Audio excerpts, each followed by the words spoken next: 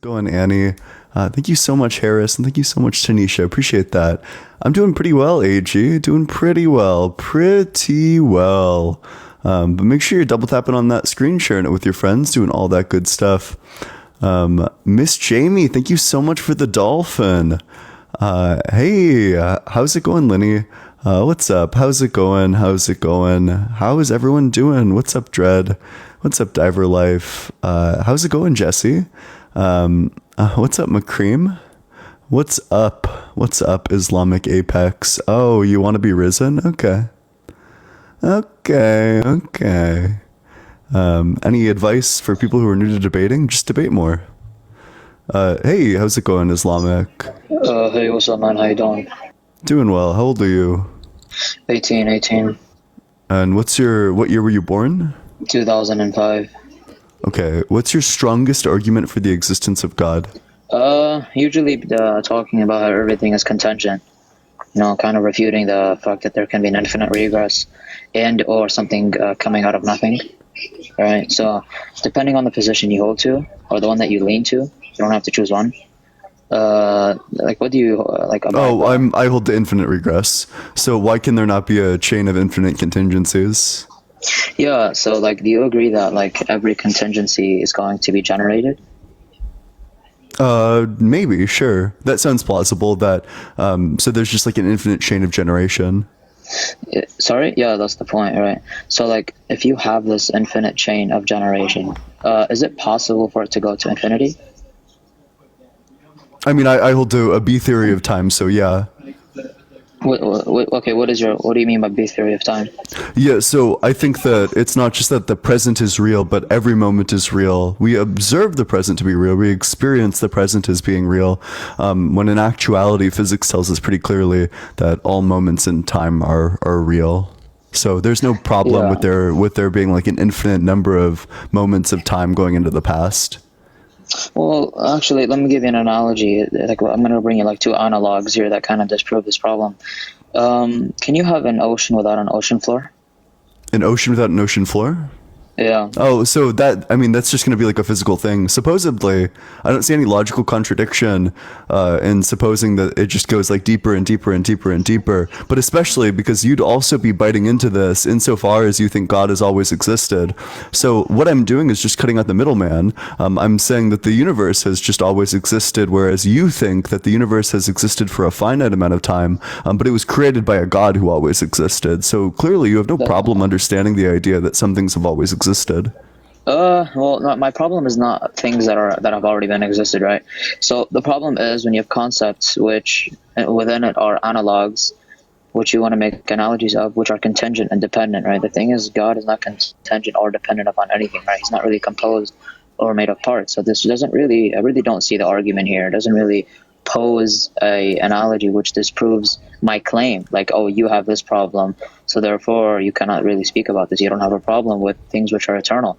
Well, I don't have a problem with things which are eternal. I have a problem with things which have an infinite chain, or have things which are eternal that are composite and that are generated and that need things to be what they are. This is the thing. God is independent of all things, right? We can talk metaphysics if you want. Oh, yeah, sure. Wait, so I think that it's impossible for God to have created this timeline because I have an argument for why time must have always existed. Do you agree that a beginning is a change of states? Well, I believe time has always existed, so. Oh, you think time has always existed, so then what's the problem? Yeah, well, I don't think that's the same thing, right? Because what do you think time is? I just take time to be the sequence of events and existence in reality. Yeah, so these things is time extramental or intramental? What do you mean by that? Do they exist outside the mind, or is time only in the mind, or is it outside the mind as well? It's outside the mind as well. Okay, yeah, no, I don't believe time exists outside the mind. I believe time is a relationship. Time is a relational / relative term in which is relative upon individual X doing something to change their state. Right? I really don't believe it's extramental. So we really don't have the same belief about time. So therefore, there is a problem. I don't believe that my time is the same as yours. So you don't really solve the issue. Oh, yeah. Wait, so do you have a reductio to my view of time? I don't want to I don't really have to negate your thing of time, right? Some people hold to this opinion that like time has always been there, but for you to say time is experimental, again, at least have the same problem of composite slash things made of parts needing a beginning, right? But then if you have this infinite regress, it becomes impossible, because then there's just composite things generating each other, which is a contradiction, as I've shown. Oh, so I think that you've actually already contradicted your God. So if time has always existed, then God didn't make the universe. The universe is composed of space-time. No, this is a false equivocation of the word time. You don't understand what I'm saying. I don't believe time exists outside the mind. Do you understand what I'm saying? The universe is extramental, rather time is intramental. So this is a false equivocation on that word. You're using it ambiguously. I don't believe you're using this correctly. Oh, wait. So I'm using it the way that I mean it. If you mean it in some other way, then you can just keep that in your pocket. Nobody's talking about that. What I'm talking about is the sequence of events that occur in reality. That's what I mean when I say time. So do you agree that the sequence of events has always existed? Sequence of events have always existed? No. Oh, gotcha. Wait, so then I can just give you the argument for it. Do you agree that a beginning is a change of states? A beginning in what? Of anything is a change of states? Absolutely, yeah. Yeah, so a beginning is a change of states. Do you agree that a change of states requires a sequence of states? A beginning is going to be the beginning of the state, essentially. So it doesn't really need a chain. It's going to be the beginning of the chain of reactions. What question did I just ask you? Yeah, you just asked me, like, does the beginning count as something? I believe that's what you asked. Like, no, wait. You think my question was, does the beginning count as something? You're not listening. I'll ask the question again for you. Let's just try to listen this time. All right. Okay. So is a change of states require a sequence of states? Change of states require a sequence of states? Yeah. Does a change of states require a sequence of states? Yeah, I believe so. Yeah, and can a sequence of states be traversed by anything other than time? What do you mean by traversed? Yeah, so can you get from one state of reality to a different state of reality with anything other than time? No.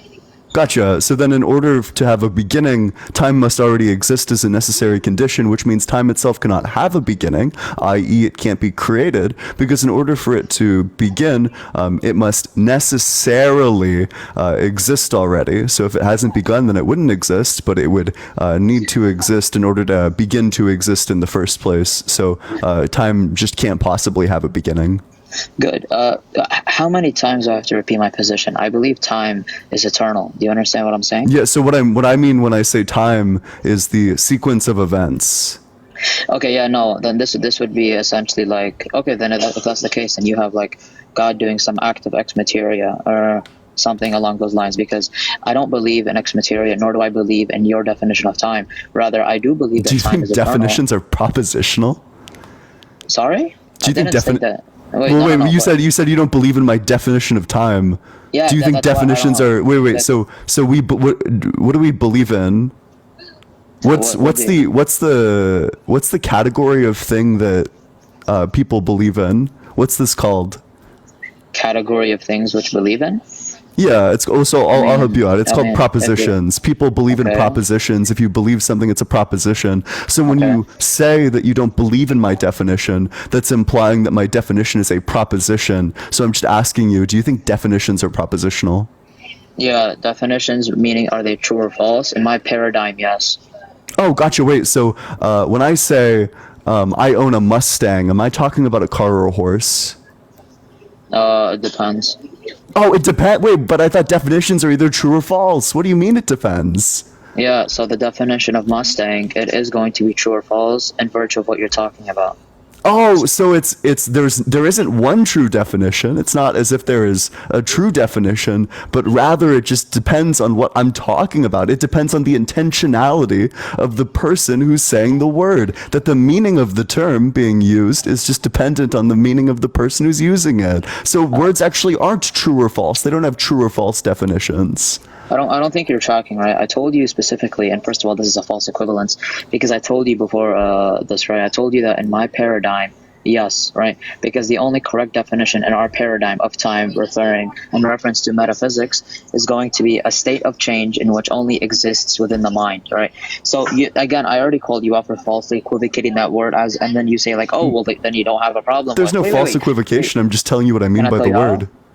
No, because then you concluded with because you said, okay, then if you believe time is eternal, then you don't believe that there's an issue with a sequence of events which are infinitely regressing into the past. And I actually disagree with that because the word time is not being used correctly in virtue of my paradigm. Oh, yeah, so I'm just using it in my paradigm. So what I mean when I say time is literally just the sequence of events where an event is like reality instantiated, the objects of reality instantiated with specific properties. And what's the argument? There's no argument, it's a definition. That's just what I mean when I use the term. Yeah, but like make your argument again now that we know what your definition is, right? Make your argument. Yeah, wait, so do you agree that creation is a change of states? Yeah, absolutely. Wait, okay, so one creating or creation getting into existence? The act of creation, one creating is just like the creation as an act is a change of states. Yeah, I agree with that. That's a change of state. Yep. Okay. Do you agree that a change of states requires a sequence of states? A change of states. Okay, so like a change of states requires a sequence of states. I would say yeah. Yeah, and do you agree that a sequence of states requires time? Yeah, according to my definition. But according to my definition, does it require time? Your definition is you have repeat your definition so we know again. Oh, so my definition is actually no, that's fine. If it's true according to your definition, then we're big chillin' actually. So time can't be created then, is the conclusion. Yeah, I agree with that. I don't believe time is created. Then awesome. Then so because the fundamental substance of reality is space-time, then this means that the universe has not been created, which means that God isn't real because it's impossible to satisfy the condition of a creator who made the universe. I don't believe time is substance, so that's not the same thing. Again. You reject space-time. You reject the scientific conclusion or the scientific consensus on the matter. Yeah. Wait, so then, would you mind telling everybody why the light bends around in a solar eclipse? Yeah. So about like the light bending, I don't know what this has to do on why time actually concludes. Wait, I don't know because space-time is a substance that things interact with. Gravity interacts with space-time. Which is why light bends around the moon during an eclipse. Is space-time time? So space-time is composed of space and time. If you have time, then you have space, and if you have space, then you have time. Yeah, good. I believe both are actually uncreated. So they're both perfect. So then, because space-time is the fundamental substance of reality, this would then lead us to the conclusion. Yes, it is. This is so. Wait, you know better than all of the physicists. Well, no, we're talking about metaphysics. You're not necessarily like physics. So the problem is that when I believe this is another false equivocation, right? You're saying I have no problem with this. Well, I do, because defining these terms in your way would lead to me disagreeing. Rather, if you use my terms, you wouldn't even get into anything regarding the solar eclipse, because we're not talking about physics. We're talking about metaphysics, right? What God is and how He is. Wait. Right? So if it's because if space-time is not a substance, then why does the light bend around the moon during an eclipse? Space-time is not a substance? Yeah, if space-time is not a substance, then why does the light bend around during an eclipse? Again, space-time, according to you, can be a substance, meaning you believe space-time is excremental, right? But wait, no, but because in your view, it's not a substance. So I'm just wondering, if it's not a substance, then how does the light bend around the moon during an eclipse? Yeah, light bending around the moon doesn't necessarily it's not mutually exclusive to what I'm saying, because I'm saying time and space are uncreated, therefore they only exist in the mind and their relations. But your definition of space and time... What question did I just ask you? Well, yeah, you just asked me. Okay, I'm answering on my behalf. But wait. What question did I ask you? You said no. Wait, you're not answering. You didn't even. You don't even know the question. I'm answering you. You don't even know the question. Can I tell you the question? You don't even. Yeah, tell me the question. Okay. Yeah. If space-time is not substance, then how does light bend around the moon in a solar eclipse? Relax, buddy. Yeah. You're not going anywhere. Go for it. Yeah, just Yeah, relax, let's try. please. Let's try answering it this Yeah, time. yeah, yeah. No, Relax. Yeah. I'm totally chill, but you seem No, to you're get not chill. You're getting panicking. pretty rattled right now. No, you just don't let me finish. So that's the reason. But Yeah, just go for relax, it. please. Thank you. So, according to you, it can be a substance, and therefore that would be the substance that helps it bend around the moon. But in my paradigm, I don't believe that. So that's your answer. Oh, gotcha. So you just reject reality. You reject the fact that it bends around? Well, I don't. Okay, It's you can literally just see it with your eyes. Wait, you want people to deny their eyes? Okay, so there's many. Okay, no, I agree with what you're saying, but the definitions is what we're having a problem with here. Okay, just focus, please. You're saying that space-time is what makes light bend around the moon. Correct. Like, okay, perfect. There's no problem. But that's according to your definition. I can agree that. Why does it bend around the moon under your paradigm? What? Why does light bend around the moon under your paradigm? I don't know. You have no answer. Wait, so just to be clear, this is a piece of data about the physical world that you have literally no explanation for. Your theory can't account for these basic facts of reality. This isn't an argument. Yeah, no, it isn't. Wait, it is an argument, and I'll spell it out for you if you're interested. So we have two hypotheses: the hypothesis that God exists versus the hypothesis that God does not exist. Now, the fact that light bends around the moon during an eclipse is highly unexpected on your hypothesis, whereas it's perfectly in line with my hypothesis. So we have a piece of data which decisively supports my worldview that I can explain quite easily with general relativity, but you have literally no explanation, which is why 5 seconds ago you had to shrug your shoulders and say, I don't know. Yeah, this is not relevant. I can literally just accept your definition for this particular action. Oh, gotcha. Then you'll concede that God didn't create the universe. No, again. If you're accepting my definition, then you're accepting that space-time is a substance. You don't listen to. You didn't hear what I said at the end, right? I told you that for this particular action, play it back. I can accept your definition for this. I'm like, okay, because no problem, because space and time have different definitions for different things. Like, for example, physics and metaphysics, space and time are going to have different definitions. In physics, space and time, because you're conflating the two topics. Physicists are not metaphysicians, right? And wait 1 second, because the light bending around the moon You're paranoid. is physics. I'm not paranoid. No, you said you had to say, wait a second. When I wasn't even talking, you're paranoid. You're shadowboxing.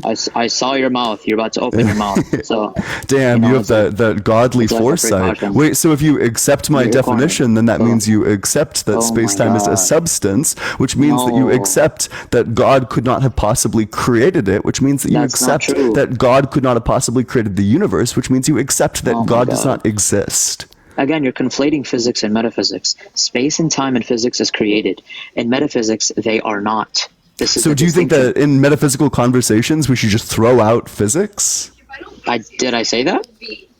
You seem to be trying to get away from the physics of the matter. The actual facts of reality seem to be a problem for your metaphysics. Okay. I mean, metaphysics are useless if they do not correspond to reality. Physics are essential in order to develop a coherent metaphysics. So your inability to include this in your metaphysics is actually going to be a damning reason why your worldview cannot possibly succeed. Yeah, but again, you're conflating the two topics regarding two words which require two different definitions. But you said you'd accept my definition. And physics, not metaphysics. It's not the same thing, okay? They're not opposites. But metaphysics needs to be able to account for physics. That's fine. But your metaphysics cannot account for physics.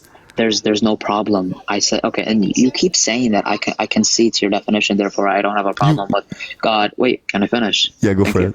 I don't have a problem with God, like, not creating the universe, therefore like, it being eternal, right? But again, I would just concede to your definition in physics, not metaphysics. Does metaphysics need to be able to account for physics? Yes. Gotcha. So if your metaphysics cannot account for physics, then it is wrong? That doesn't mean they have to have the same definition. Again, but if your metaphysics cannot account for physics, then it's wrong? Did I say it's not? I said that they have to account for X, right? But again, when I say space and time are not created, this is in reference to metaphysics. Space time using, like, when you use that word in virtue of light bending around the moon, yeah, we can call that an extra-mental substance which exists outside the mind. I don't care about that. But you're just conflating these two topics and saying, oh, then therefore you're conceding that the universe is eternal and that God cannot have created it because time's eternal. This is wrong because you're conflating metaphysics and physics. Wait, so you think time in physics means something different than time in metaphysics? You think that these are two different things? Absolutely, my paradigm. What, What are you talking about? It's time. Time is a thing in physics, and it's also a thing in metaphysics. Yeah, in both yeah, instances, it describes in both instances it describes the sequence of events in reality. That's what time describes in both physics and in metaphysics. Yeah, this all well, physics doesn't really have like many paradigms which you can appeal to which change definitions, but rather metaphysics, you have different paradigms and worldviews which you can take the definition of time and in different places, right? Like time has different. That's funny. What's so funny? Can you just relax? Yeah, wait, yeah. Like, So what's funny is that you think that there aren't lots of paradigms in physics, which speaks to your lack of knowledge about this subject. There are tons of different paradigms about time in physics. Are you kidding? You've clearly not looked into this at all. Yeah, how many different definitions of time are there in physics? Well, there's tons of different perspectives on time in physics. That's where for a long time, it was seen as like the A theory versus the B theory. This is still a big topic in both physics and in metaphysics. Two paradigms regarding time. Well, there's multiple. If you're really interested, we can get into all the different theories of time. I don't know what you think is funny. You're getting torn in half right now. You're a joke, man. Wait. So and the punchline is that you have no argument, and you've been reduced to ad hominems because you have no argument. No, I responded to your argument. You just called me a joke. Yeah, that's not necessarily. Or I'm sorry. You've been reduced to insults because you have no argument. Okay, so I don't think you know like what an ad hominem is. An ad hominem is instead of replying to the substance, just putting out an insult. So I corrected myself. I said you had to resort to insults because your argument could not contend. Okay, so it's not an ad hominem. Let's continue. Let me. Yeah, but it's still an insult, which speaks to the lack of rigor in your argumentative positions. Daniel, thank you so much for the $6.66 on Cash App. Hail Daniel! Hail 666! Hail Satan! Big W, Daniel. Appreciate that. This guy's lost it. All right, let's continue.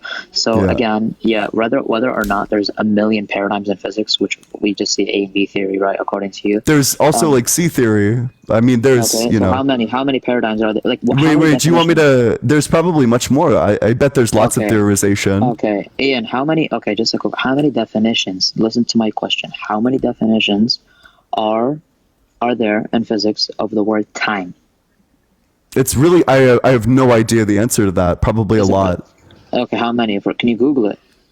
There's probably not going to be one number that's available for how many definitions there are of time in physics. That's not really the question that's conducive to study. So you it's gonna be very dependent, just based on the physicists who work with it. Jesse, thank you so much for that, Duck. I appreciate that. So there's not a consensus. Probably a lot.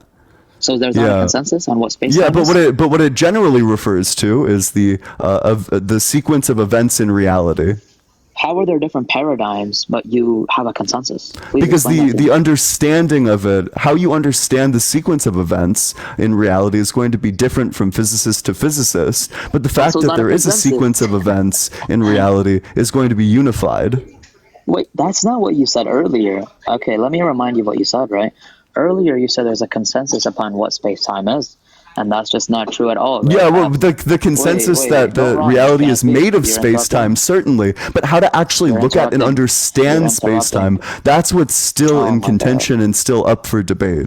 Yeah, but you saying that there's again, just don't interrupt. Hex, thank you so much. Appreciate that. You saying that there is a consensus upon the definition of space-time or what it is, right? This is not true because there's many differences upon this, and many scholars or scientists actually differ upon this word, right? But differences in understanding, but not differences in the fundamental fact that there is a sequence of events in reality. India, thank you so much. Appreciate that. That's not. I think you're just a little bit confused here. And in fact, if you're read up on any of the time literature in regards to philosophy, you would know that many philosophers take quite seriously physics in its relation to the metaphysics of time. Specifically, people take things like general relativity. For example, the fact that light bends around around the moon during an eclipse as evidence that the B theory of time is true. So obviously physics can inform metaphysics. Otherwise, that's just nonsense. Yeah, this is just trivial to the argument, right? Because I conclude with metaphysical, like the metaphysical definition of time and space according to the Atheistic paradigm is just something in which is relative. It's a relationship of individual X to individual Y, right? That's all it is. It's in the mind. Rather, the physical definition that I conceded to is it's a substance which exists outside the mind. And you're using these two, you're equivocating these words as if they're the same thing according to my paradigm and making an argument, concluding with, therefore, you, like God, could not have created the universe because time's eternal. But what do you mean by time's eternal? So you're conflating the definitions. So I just have a question that you have no answer to. Is time the same? So to you, from your perspective, let's take two objects. We have one object traveling at close to the speed of light and one object that's stationary. Is time going to be the same for the object that's traveling close to the speed of light as it will be for the object that's stationary? Well, is the light, is the whatever is traveling, is that changing state? Is it changing state? It's just traveling at the speed of light. Yeah, but is the state of it changing? Or is it, I'm not sure I understand the question. What do you mean is the state of it? It's just an object traveling at the speed of light, close to the speed of light. Okay, did it go from not moving to traveling speed of light, or has it been eternally moving? Because this is the difference. It can be either or. It really doesn't matter. If it's eternal, then no, they have the same. Like one doesn't have more time or anything because one has not been changing its state at all, and so has the other. Wait. So do you hold that time as the same to this object? So wait, we can say that it was at first at rest and then it got accelerated to close to the speed of light. It's not like this question matters or changes literally any part of it. But if you want to delay the inevitability of you having to concede that you have no idea what you're talking about, we can delay it for as long as you want. So I'll just ask you again. We have two objects. One is traveling close to the speed of light. One is stationary on Earth. So. Is time experienced the same by these two objects? Is time experienced? Or is time the same for both of these objects? Time is the same, like more. I don't think you'd have more time than the other. You need to specify what you mean. Is time the same for both of these objects? Is time the same? I would say no, because one went from a state of not moving to moving. The other did not move at all. Therefore, wait, so if you're laying down and then I stand up and walk around, you're saying that time is different for us? Okay, so when I say time is different, I just mean a state of change, right? So my state is changing when I'm walking. You laying down, your state is not changing. Therefore, according to you, according to me, my time is going to be different than your time. Not necessarily meaning that I'm like an hour behind you. That's not what more time or less time means, right? It's just in virtue of your state of change. So if there were no minds that existed, would time still exist? Yeah, it would be grounded within God's essence. Is God a mind? God has a mind. Okay, so I asked you if no minds exist, would time still exist? And your response to this was, yes, it would still exist in a mind. So that's not what I asked you. So you're literally asking if there was nothing, would time exist? Not if there was nothing, just if there were no minds. Like you can imagine just the earth spinning around, no minds. Would time still exist if there were no minds? I don't believe anything would exist, actually, because if nothing existed, then nothing would be here. That's why I believe that your belief's a contradiction. Wait, so we could have stuff, just not minds. So I'm just asking you to imagine in good faith for just a second the Earth spinning, but no minds in existence throughout the entire galaxy. Would time still exist on this world where no mind ever existed in the first place? Yeah, that's a paradox because this entails that there was an entity. Can I explain how? Why are you panicking? You're the one panicking. Can you be quiet? Wait, you had to do you're the one panicking before I even said anything. That speaks to the level of rattled that you are right now. Just calm down. Can you stop talking? Yeah, it's going to be okay. I'm chilling, bro. Just learn how to. You're not chilling, and the fact that you're not chilling is apparent to everyone. Little Sandy, thank you so much. I appreciate it. That's fine. People who are chilling don't need to affirm that they're chilling. What? That's not true. Are you looking in the mirror and doing affirmations? Are you trying to get yourself to believe it too? Again, that doesn't negate I'm not chilling, but that's a great argument. Anyways, let me continue without interrupting. Can you do that? Yeah, we'll see. Okay, we'll see. question. You got to come back to the app. Sorry, my 10% battery, but no, this is a paradox. The question cannot be answered because it's impossible to answer. Wait. So what's that? So a paradox is a propositional statement or a set of propositional statements which are self-referential and alternate between true and false. So can you show me where the self-reference is? Yeah, I'm getting to that, but you just interrupted me, right? No, wait. So because you called it paradoxical, so I'm just interested. Yeah, the question in a scenario where the Earth is spinning but no minds exist, where in this scenario is it referencing itself? Yeah, the paradox is between how the Earth was infinitely here without a mind. That's the paradox, right? Because I believe that nothing can exist without a mind. This is the paradox. So where is the self-reference, though? What do you mean by self-reference? Because in order for... Oh, you don't know anything about paradoxes. Okay, I'll just break this down for you. So what a paradox requires, logically speaking, is two components. One, it requires an infinite regress of self-reference, but specifically, it applies to propositions that alternate between true and false in each series or an extended series of references. So propositions are going to be values like this statement is false, for example. It refers to this statement. It refers to itself, and of course it alternates between true and false as you try to evaluate it. So could you point out where it's doing that, or is it actually not a paradox and you just wanted to use a big word? Do you understand what paradox means?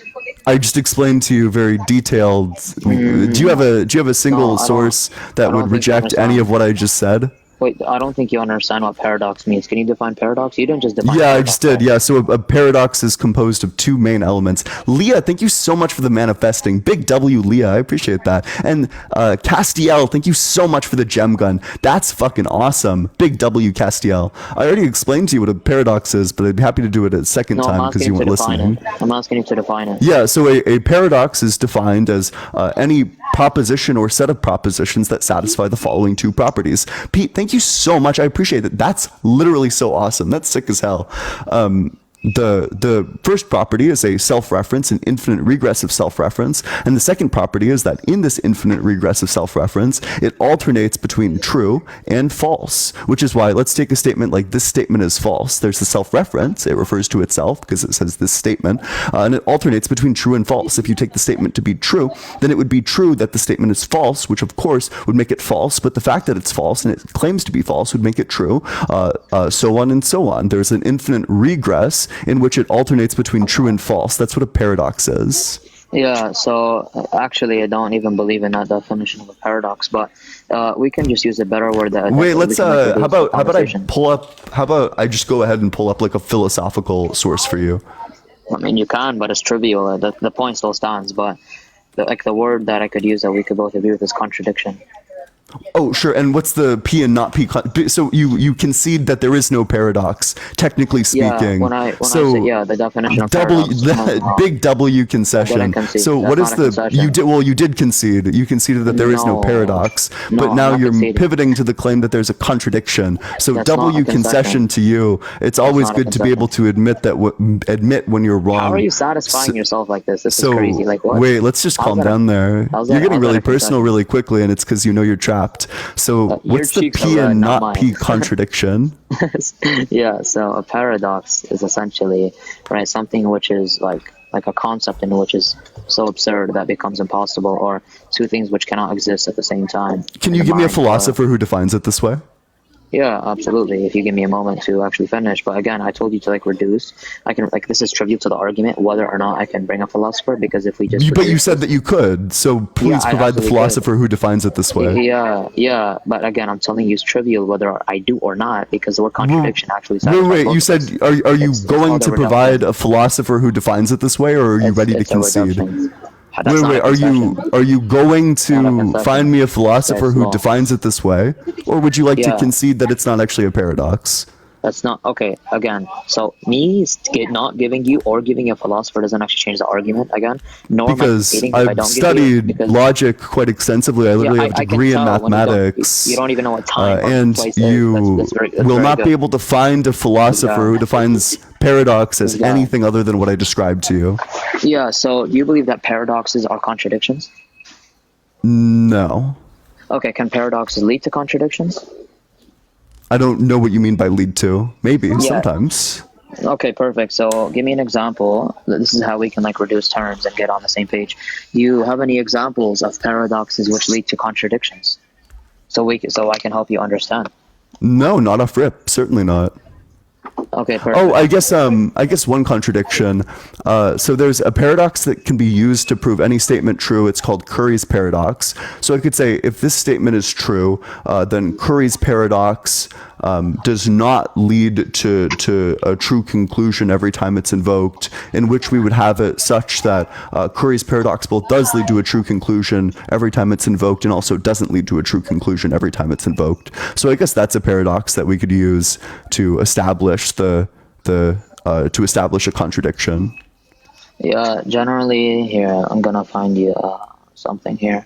But I mean, if we disagree on this word, we can absolutely use the word contradiction because your concept is a Sure. contradiction. So you'll concede that there's no paradox. So what's the No. contradiction? That's not a concession. I don't think you understand what a concession is. But Well, because you again, claimed it was a like, paradox, and now you're backing off of the Yes, position. yes. So because I'm defining all According to sorts my of words. yeah. First, you didn't know what a paradox. You're learning so much in this conversation. Didn't know what a paradox was, so I explained it to you.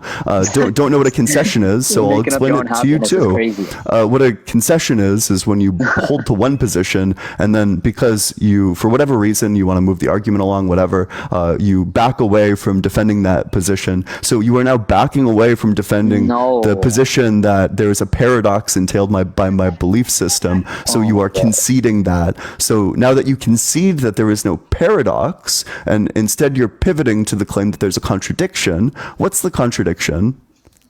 Here, I actually have like an example of a paradox. If you go to like philosophytalk.org, it says right here, like for example, like consider the statement. This statement is false. If it's true, then it's false. This is the liar's paradox, essentially. You know, I But if it's explained false- literally this exact example to you, right? Yeah, so this is the point that you were talking about, like regarding the infinite regress of propositions. Yeah, so this you is- agree with me, Yeah, is what you're saying. This literally is what I'm saying, right? And I'm giving you here an example. No, it's not. This good. is what I'm saying. We had Wait, a gaslighting Gary wait. over here. That's crazy. Wait, so this doesn't lead to a contradiction here? You are literally just gaslighting, not necessarily, not under all Okay, so- logics. Okay, no. Regarding this, what I just showed you, this does not lead to a contradiction. Not necessarily. Okay, so when I say this statement is false, if it's true, then it's false. But if it's false, then it's true. Yeah, so if So that's if not I a adopt a contradiction. logical system like fuzzy logic or dialetheism, then there's actually no problem with this, or like a multi-valued logic. So if I adopted like a fuzzy logic, I could say that it is a truth value of 0.5, in which case there would be no contradiction. Yeah, good. But nonetheless, right, whether or not you want to adopt that like form of logic or whatever, right, there's still, and you agreed, like you actually mentioned one, where there are contradictions that are formed from paradoxes, right? Doesn't actually Sometimes. matter. Yeah, absolutely. Not all the yes. time, though. Okay, that's fine. Again, there's no problem with me conceding to that. I really don't care about Gotcha. that. Double But- you concession, and double you conceding to the fact What? that you are conceding. Well, I'm just reducing. This is just me simplifying the argument. Nicole, thank you so much for the $6.66 on Venmo for the Blasphemy Fund. Hail, Nicole. Hail, 666. Hail, Satan. Big W, Nicole, in that comment section. Perfect. So, like essentially the contradiction that I'm getting at in your example is going to be in reference to no minds existing, but something which has been eternally residing somewhere. Right? That's what I believe is the problem here, and I've actually demonstrated how. Because the Earth is a contingent and it's made of parts. It needs another So explanation. wait, for so many premise other one things. is, let's just go through the premises for your argument, and we can see how valid it is. Okay. We can just speak normal language. We don't even need like a syllogism here, right? Oh, I love syllogisms. Why are you afraid of logic? Jillian, thank you so much. I appreciate the subscription. That's just a presupposition. Who said I'm scared of logic? Because you don't want to put it into a proposition because you're afraid that if the premises get scrutinized, then they might not hold up.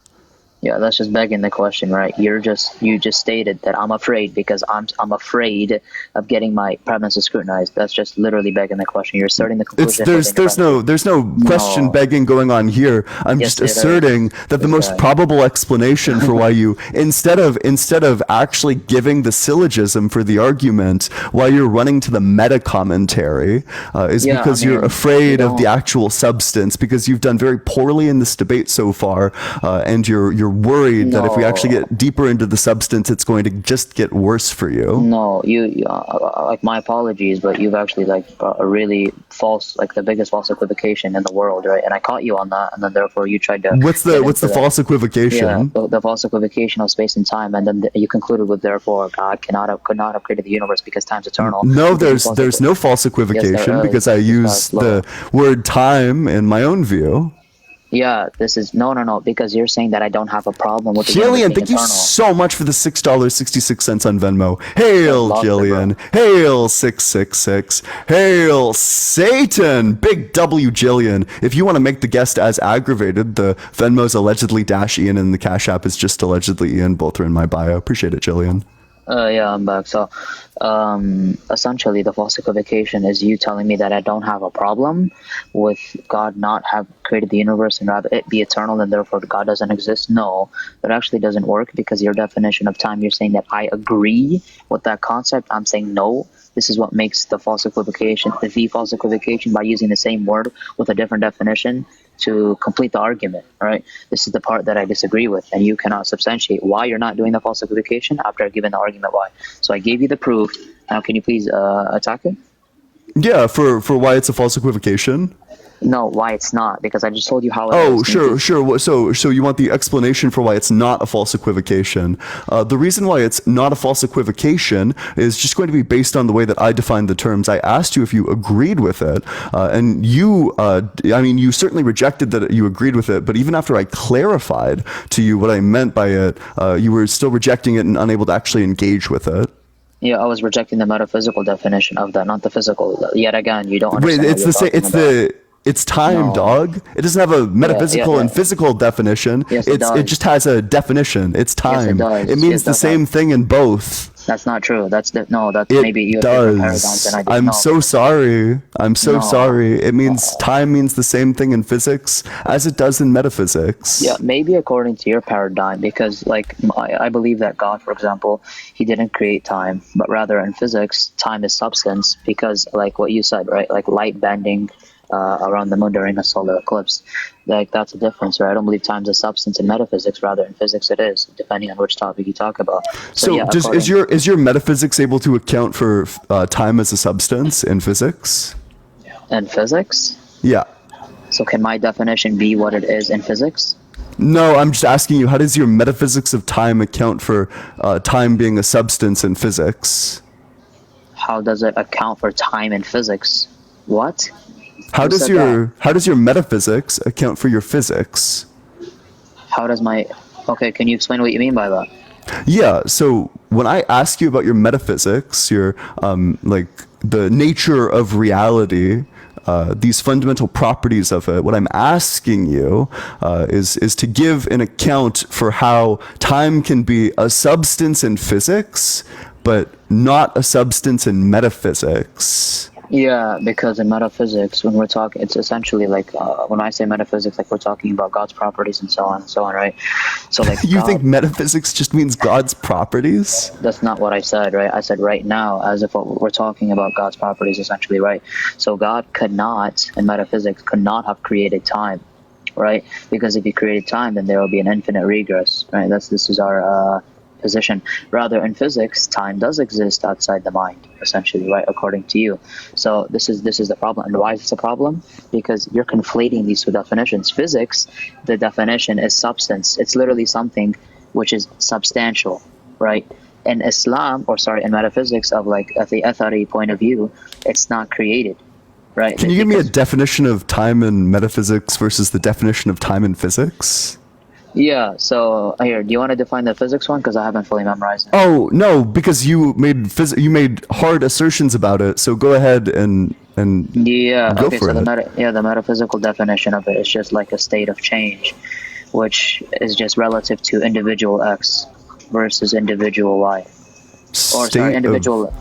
Yeah, that was play. So like it's relative and it's a relation term. It's a relationship depending upon if individual X is in a state of change. That's the State metaphysical of change definition. relative to individual X. Yes. Gotcha. Wait, and then what's the definition for physics? I mean, it depends what paradigm you hold to. Again, it's not a consensus. So, What's like any definition?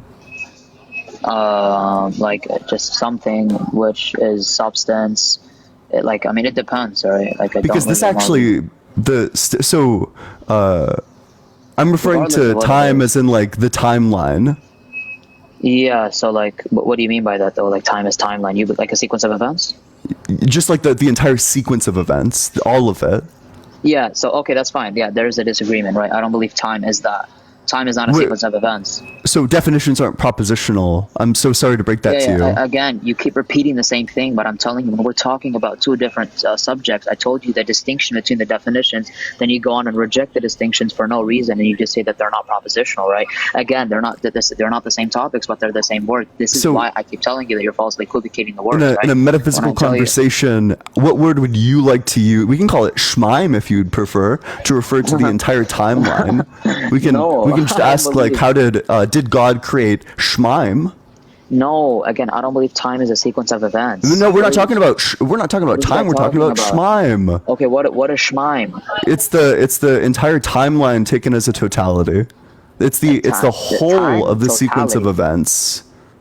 How do you account for the creation of the whole of the sequence of events? I don't believe that's what time is, Potato. No one's talking about time, big dog. We're talking about schmeim. Okay, well, I don't believe that's what schmeim is. What are you talking about? Oh, and I'm sorry, what's the true definition of schmeim? Yeah, so if we're talking about metaphysics here, schmeim, you wrote it down, but you are illiterate, right?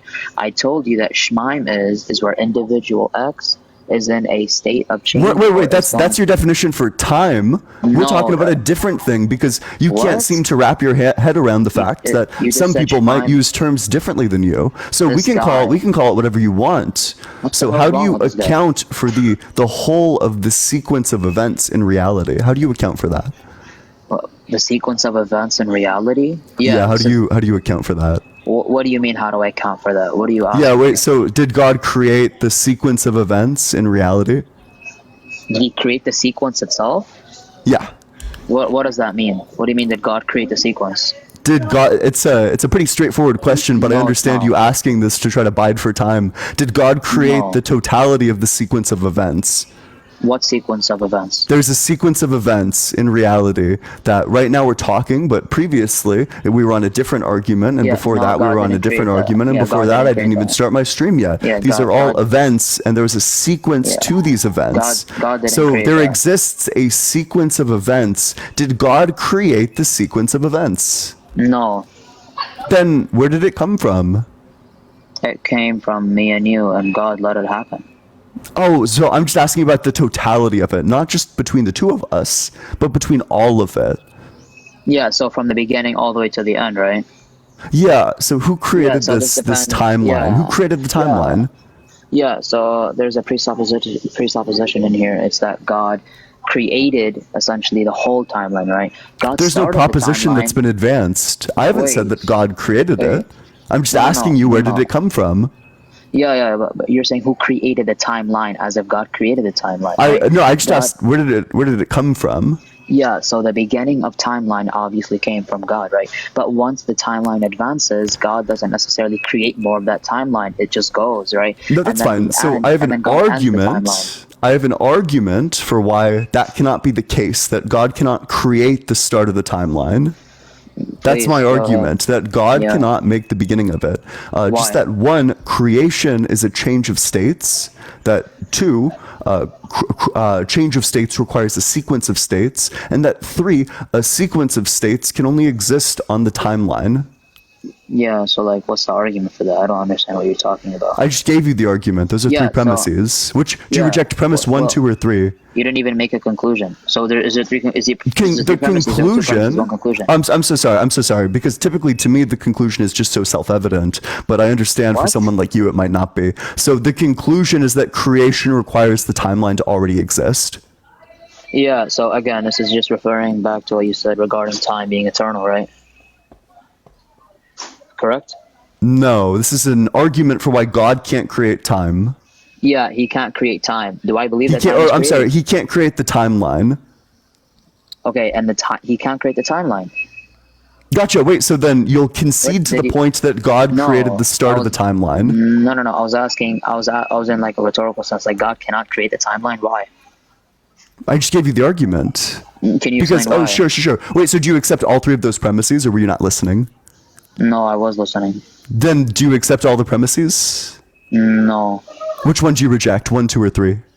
Can you repeat them? It's hard to memorize all three. So you weren't. So just to be clear, you weren't listening. So I'll go through the three premises. Oh, sure. So then you were listening. So which of the three premises? I don't just because you either were listening or you weren't listening. No. Yeah, me listening or not doesn't negate me not. Gotcha. Wait. So wait. Were you listening or were you not listening? Which one? I was listening. That doesn't negate. Gotcha. So if you were listening, do you reject premise 1, 2, or 3, or were you not listening? Okay, so me listening or not doesn't negate the fact that I can't remember your syllogism, right? Gotcha. Typically, when I listen, I can remember for 5 seconds after the fact. Sure. Yeah, I'd be just for you. I'd be happy to repeat it. Yeah, absolutely. So premise 1, creation is a change of states. Premise 2, a change of states requires a sequence of states. And then premise 3 is just going to be that a sequence of states can only exist on a timeline. Did you say, okay, premise 2 was creation of states is what? Creation of states requires a sequence of states. No, I don't believe that follows. Or I'm sorry, I said a change of states requires a sequence of states, right? A change of states requires a sequence of states? Yeah. No, I don't believe that follows. Actually. Gotcha. Wait, so there's no order to the states? Well, yeah, this depends. Do they not follow sequentially? When you have a change, can you give me the example of the change that doesn't have some sequential ordering to it? Yeah, like the first ever change. Oh, so just begging your conclusion. I reject that there is a first ever change. Okay, You're just question begging. No, that's not begging the question. I literally just answered your question. You said, wait, because you're so the example that you're giving me is literally just your conclusion. No, yeah. The example you're giving me is God. No. Oh my goodness. I don't believe in God. No. So do you have an example that both of us agree on, or are you incapable of engaging in a dialectic? No, I don't have to give you the example that you like. What? That's not true at all. That doesn't necessarily mean. No, I just think that you don't understand how the dialectic works. It needs to be one that you and I both agree on. I don't agree that God exists, which means I can't accept God as the counterpoint. Yeah. So can you just please justify to me why the first ever change? I reject a first ever change. Why? I'm telling you, because a beginning would also require a change of states. A change of states requires a sequence of states, and a sequence of states. Can you justify that? Yeah. Okay, go ahead. Sure, that's just going to be because of the fact that a change requires a becoming different, which means that you have a before state and an after state. The before state is sequentially prior to the after state. That's the justification. No, that just becomes... Which step of that justification do you reject? That doesn't form... Wait, what? That doesn't even... What? Which step of that justification do you reject? I'll tell you, because you're saying that something which, for example, like something is the first change, right? Then that follows that there is a before and after to that step, meaning that starts the sequence, right? I don't believe that, essentially, right? Because this leads to an infinite regress. You're actually question begging here, because I believe that the first ever thing, which was, like, for example, when God created something, or let's say something popped into existence, right? For example, this would be a change. Rather, this wouldn't be the creation of a sequence, right? This would just be the beginning of the sequence. So, wait. So did God exist before the beginning of the sequence? Absolutely. Oh, sure. So we have state 1, God exists with no timeline. State 2, no timeline. God exists with the timeline. Define timeline. So we have this change of states, and this change of states must exist on the timeline. The timeline is just going to be the sequence of events. Okay, yeah. So when you say God existed with the timeline, what are you talking about here?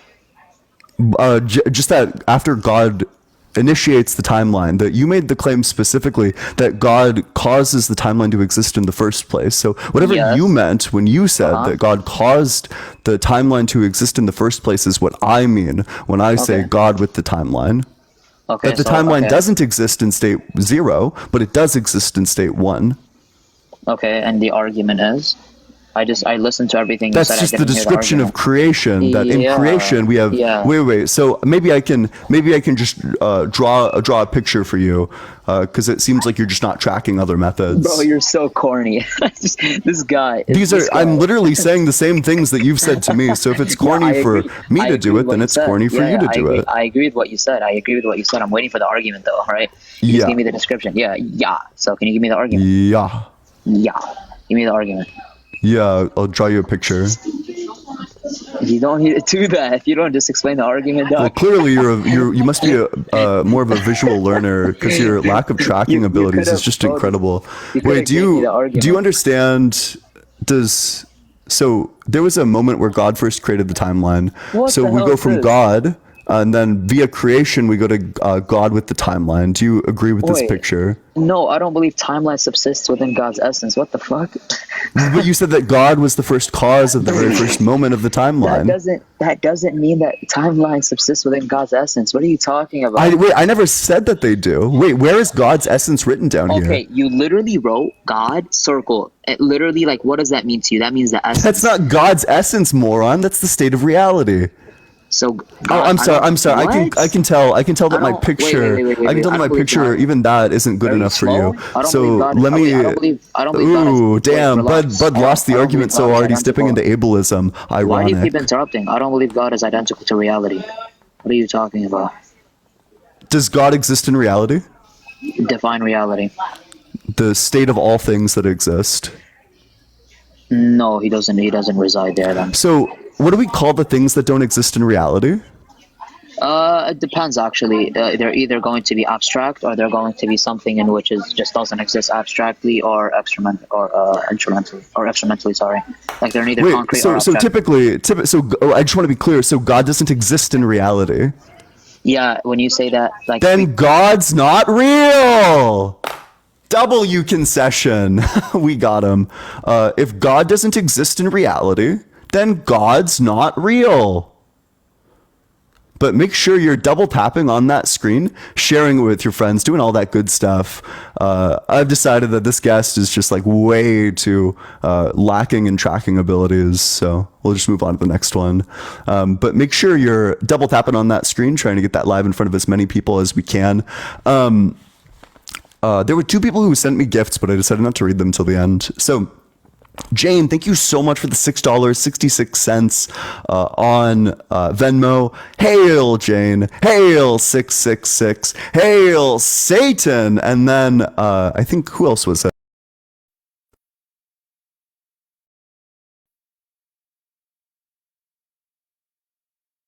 Emma, thank you so much for the $6.66 on Cash App. Hail Emma, hail 666, hail Satan, and Pete, thank you so much for the $6.66 on Cash App. Purdy, you're going crazy. I appreciate it. Thank you so much, Purdy. Big W Purdy in the comment section, but also a big W. Pete, thank you so much. Hail Pete, hail 666, hail Satan, big W Pete. I appreciate it. Make sure you're double tapping on that screen, sharing it with your friends. If anybody else wants to come up, to all the people who were saying that I ran, if any of you want to come up and attempt to defend his claim that God is real, but God doesn't exist in reality, you're welcome to do so, but I expect all of you are just going to pipe down. Katza, thank you so much for the $6.66 on Cash App. Hail Katza, hail 666, hail Satan, big W. All right, this guy wants to. What do we call the things that aren't in reality? Say that again, sorry. Oh, I'm sorry. Oh, actually, can you give me a definition of real? Well, I mean, we can just go with the general definition of real. And what's the general definition of real going to be? General definition of real would be actually existing as a thing or occurring in fact, not imagined or supposed. Oh, so I asked the guest whose position you're defending if God exists in the state of all things that actually exist, and he said no. So you would disagree with the guest? Okay, so let me get that straight. His view was if God exists, say it again. that God exists not, or that God does not exist in the state of all things that actually exist. That God is not in the state of things, or the state of all things that actually exist. Like the state of like human existence within. No, not human existence. Just like anything that exists at all. Within the state of experience. No, just existence at all. So that God doesn't exist at all. So what is your definition of existence then? Wait. So do you agree or disagree that God exists? I agree that God exists. Then you disagree with the guest. So you're not defending the guest's position. You're defending a separate position. But make sure you're double tapping on that screen, sharing with your friends. The lack of like understanding and comprehension abilities is kind of unreal. But make sure you're dropping a follow as well if you're enjoying the debate so far. You never want to miss one in the future. And with that, we can go to the next guest. But make sure if you're in that guest request box that you are 18 or older, you believe in the God of the Bible, Torah, or Quran, and you have an argument which does not involve personal experience. And with that, we can move on to the very next guest. Hey, what's up? How's it going, Jameson? Hello, how are you doing? Doing well. How old are you? You sound quite young. Nah, I'm not. You gotta be 18 or older. If you're not 18 or older, don't request to join. But make sure you're sharing it with your friends, double tapping on that screen. What's up? How's it going, Rude Boa? Rude boy. Rude Boa. How old are you? I'm 21. And what religion? Christian, but like spiritual at the same time too. Oh, wait, so you're Christian, but you're spiritual. Okay, wait, so what's your strongest argument for the existence of God that does not involve personal experience? Well, I just want to go by like facts, okay? Like yeah, let's go by the facts. Okay, well, not all right. Can I say what I believe? I don't want to say facts. This is just what I believe. Well, I just want an argument that concludes with God exists. Bro, God is real, bro. Like, and why is that the case? Like, I feel like you're believing too much in the Bible, like in the sense that it's like the story. I don't believe in the Bible. I think it's fake. Exactly. That's what I'm saying, though. I'm saying like... Okay, so I'm only looking to debate people who believe in the God of the Bible, Torah, or Quran. If you don't believe in the God of the Bible, Torah, or Quran, I'm just not interested in talking to you. Hey, what's up? How's it going? Hello. Hey, how old are you? 18. That was too much hesitation for me. Me personally, I prefer people who know their age a bit better. But keep on double tapping on that screen. Let's try to get all the way up to 100K. What's up, Kiwana? Or Kiwiana? How old are you? Hi. Oh, older than you. Okay. What religion? I just want to say, I'm Maori and I'm from New Zealand. I want to say to you that if you believe in the devil himself, do you? No. Well, then what do you believe in? I'm an atheist. What's an atheist? I don't think God is real. So how do you get feelings? How do you get... From my brain. From your brain? Did you know... do you know what happens when you pass or when you sleep? Yeah, my brain goes into a very different state. Do you know what happens to you when you sleep? Your brain doesn't go. In what sense are you referring to? Because maybe I just don't understand your meaning. If I what? I don't think you do understand anything really. If you sleep, where do you go? Nowhere. I'm still in my body. My brain is just giving me my brain is just giving me a different set of experiences. It's just conjuring up all of these like wild and wacky dreams. What makes your body work? Lots of things. It's a very complex process of chemical reactions. And you can't even see an atom. An Yeah? atom doesn't exist, and yet everybody believes Atoms in do science. So exist. what do you mean? So my no. I don't Have you think seen an the atom? my contention Have you is seen an not atom? my contention is not that God isn't real because we whatever. can't see That's him. the problem is that people that can't give me, that it's just like transgender. They're always hushing you because when you're on something, What the fuck? they always wanna. Oh, you will soon find out. When Listen, you pass, friend. you'll find out. Friend. Good eye, mate. Listen, friend, I just want to be your best friend. Oh no, I don't belong in that country. I'm sorry, you've got it wrong there too. See, you jump to assume that people belong in the same Wait, I'm sorry, countries wait. as No, Australia. because if you're a we're Kiwi, then you I'm a actually do Māori from pronounce New it Zealand. best friend. That's Aussies don't pronounce it best No, friend, no. but Kiwis do. No.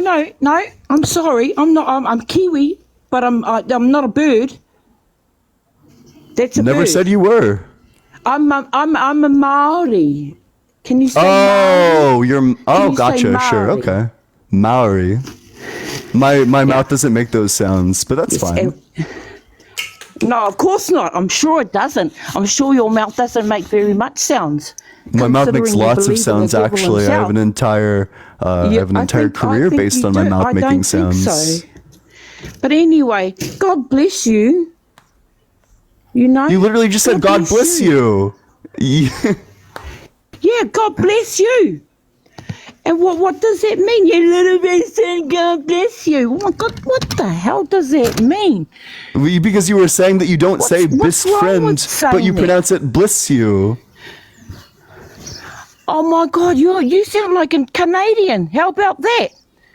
Oh, I just don't know what that means. No, I don't know what that means. Of course not. When thing does, you know what? Why do you compare me to somebody else?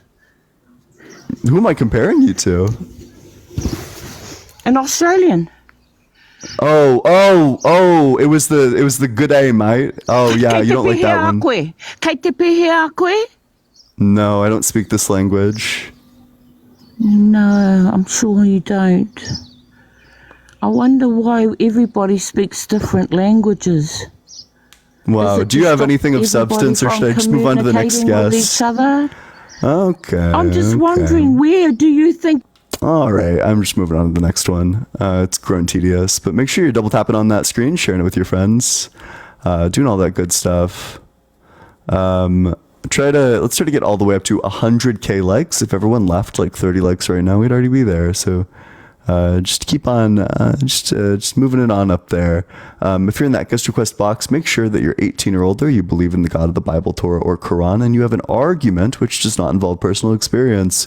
If you want to support the stream, the Venmo is allegedly-Ian. Cash App is just allegedly Ian. I appreciate any and all support because it allows me to go longer every single day.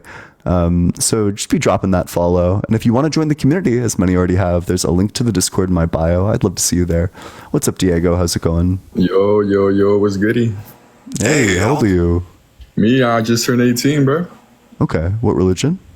Religion, I only believe in, I don't know, what do you believe in? I'm an atheist, but are you like a Christian? Do you believe in Jesus? Well, I believe in all that, yeah. You don't sound very certain. Yeah, I believe in all that because of personal experiences, but you said I shouldn't mention personal experience. Yeah, so do you have an argument for the existence of God that does not involve personal experience? Do you have an anti-argument? Yeah, of course. Yeah, lots of them. Okay. Yeah, your God doesn't exist because one, all of the innumerable contradictions in the Bible, two, because your God would be a moral monster, and three, because there's literally no evidence. Reality looks exactly as it would look if God didn't exist. Okay, clearly you're doing this to get into people's brains. So, you know what I will tell you? I mean, probably some vacuous nonsense that I didn't ask for. Yeah, that's exactly what this is all about. Yeah, exactly. But I will tell you one thing. The universe is very real and it speaks out from personal experience, although I shouldn't mention that because you said it. And you will see later on in life. Okay, gotcha. So some vacuous nonsense that I didn't ask for. God, how did I do it? I'm so... How did I know? Make sure you're double tapping on that screen sharing it with your friends as I go to the next one. Again, if you're in that guest request box, make sure that you believe in the God of the Bible, Torah, or Quran, that you're 18 or older, and that you have an argument which does not involve personal experience. What's up, Noah? How's it going? Yo, what's good, bro? Hey, how old are you? 18. What year were you born? 2002. Okay, well, that's the wrong answer. So we'll just move on to the next one.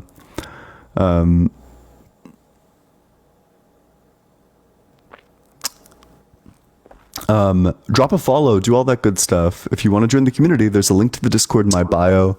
It's discord.gg/allegedlyen as well. I'd love to see you there. What's up, Pharaoh? How's it going? Rosie, thank you. Appreciate that. Yeah, I'm good. Yes. Hey, yeah, and how old are you? I'm 34. 34, and what religion? Muslim. Okay, what's your strongest argument for the existence of God that does not involve personal experience? What really attracted me to the conversation is that you mentioned that if God is outside creation, then he doesn't exist. This is That if God is outside of reality, then he's not real. It's not right. Because reality for you is just reality for you. Because no, I'm talking about reality as a whole. Just example. If I create an ant, like a box, an enclosure to raise ants, the ant in the enclosure believe that that is reality. But I am outside reality, so therefore I can create that enclosure for them.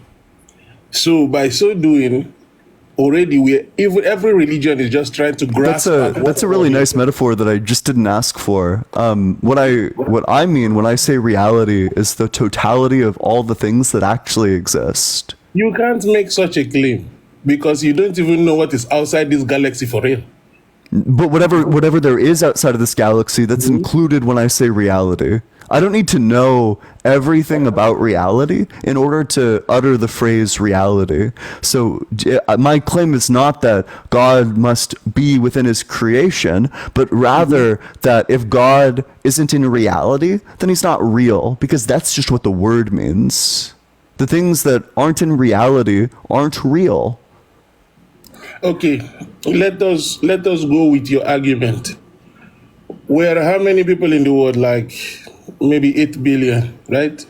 8 billion. And in 8 billion, around maybe half or more than half of that believe in a God. They have their personal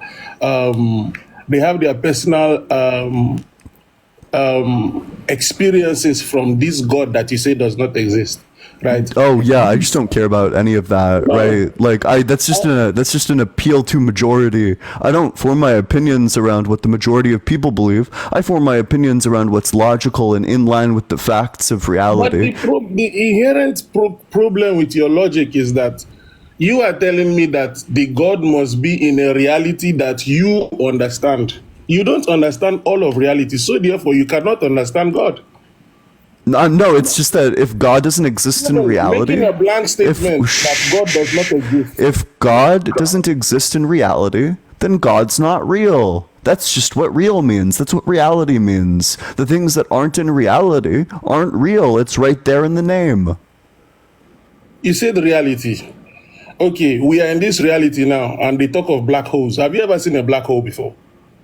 I think I'm pretty sure they actually are photographs. You haven't. Me personally, no, I haven't, but I'm pretty sure the photographs actually do exist. But you believe it because of somebody said so. We can look up the photographs right now. There are many people that can tell you they have visions and photographs of God. That doesn't mean anything. Based on your argument. Picture. Oh yeah, there it is. Yep. Look, just saw the picture of it. This is ingenuous. We are at a stalemate. All you have is what you believe. All I have is what I believe. Well, you haven't even heard what I have. So I'll tell you what I have. Okay. If God's all good, then why do kids die of cancer? Okay, this is an interesting one. You are trying to make an argument that a God that created this entire reality, both the spider and the monkey and them having their own mentalities, a God that created this, you are trying to make the argument that he thinks like you or me. No, in fact, I didn't make, and this is a common misconception, but questions aren't arguments. I asked you a question. Why is it the case that kids are unalived by cancer if God is all good? If God is all good, I am a Muslim. I don't believe that God is all good. I believe that God so is you would just like reject the names of Allah that have him as like the source of goodness and Those like the are his just and like the attributes. righteous Those are and his like wait, attributes, so we can understand? just go through the 99 names of Allah and figure out which ones are incompatible with allowing kids to be unalived by I cancer. understand. Those are his attributes, and in those names, you are going to find some names that refer to him as a conqueror. Opener. Yeah, so the first one, the entirely merciful, the second one, the bestower of mercy, the fifth one, the giver of peace, the sixth one, the one who gives security, the seventh one, the guardian, the witness, the overseer, I mean, all of these, like just off the bat, like so many of these are going to be incompatible with the fact that kids are unalived by cancer. Hold on. Right now, okay. Let us take what is morality, for example. Okay. Somebody's child dies in somewhere in Morocco, and it's very unfortunate.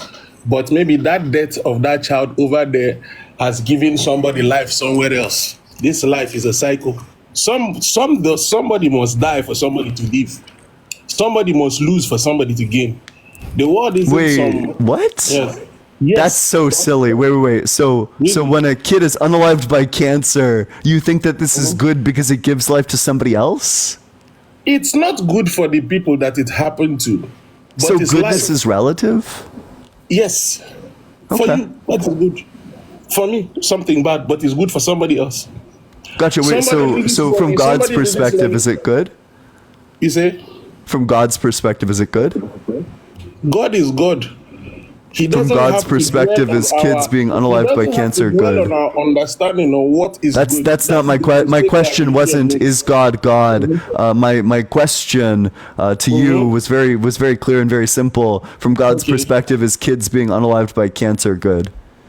How can I answer this? I'm not God, but I can tell you what I think. So, I can tell you what I think. From your perspective, is kids being unalived by cancer good?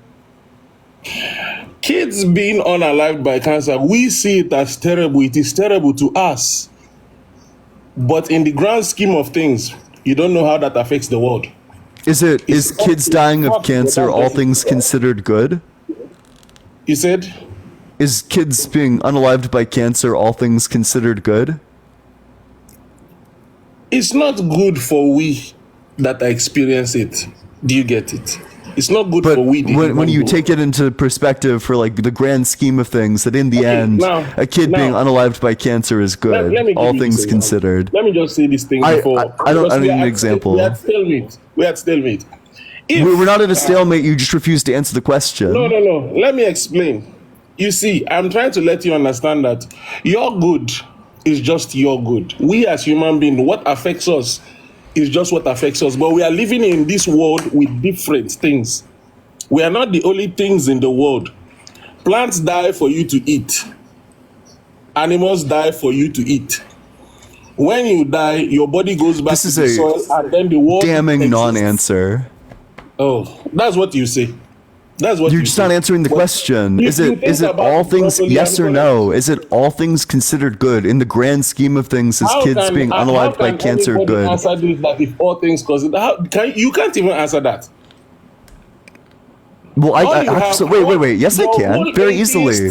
That's like super easy for me to answer. In fact, no. Your whole kids being unalived by cancer is really bad. It's a bad thing. It's terrible for you. No, for you. In the grand scheme of things, kids being unalived by cancer is terrible. It's horrible. It's human ego that makes all of us think that the world should function based on what we feel. So I have an answer for this question. and you don't have an answer for this question. So why would God not I just answered you, but intervene? you don't like my answer. You I haven't answered given you, an you don't like answer. my It's answer. a yes/no question, I and you give you- refuse to give one. There is nothing like yes or no. There is. Wait. So, That's how the world do you beat your kids? America is there. Do you beat your kids? I don't have kids. Oh, okay. Do you have a partner? Do you No. beat your partner? No. So I guess there is such thing as yes or no. So is it all things considered in the grand scheme of things, good or bad? Or is it good that kids are unalived by cancer?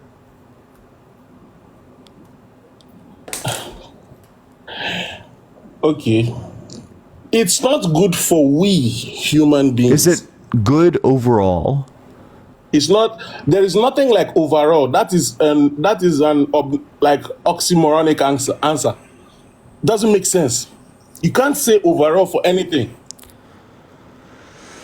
Okay, I mean, you're just not answering the question, so I'm going to move on to the next one. Appreciate you coming on up here. Make sure you're double tapping on that screen, dropping a follow as well if you're enjoying the debates. You never want to miss one in the future.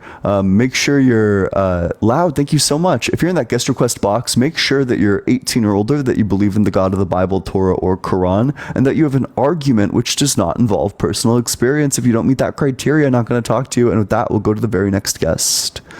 So just keep on double tapping that screen. We're almost at 100K, so let's just keep on pushing through. Kimmy, thank you so much. Appreciate that. What's up, P? How's it going? It's good. How about you? Doing well. How old are you? I'm 18. What year were you born? 2004. Oh, good guess. Wrong answer.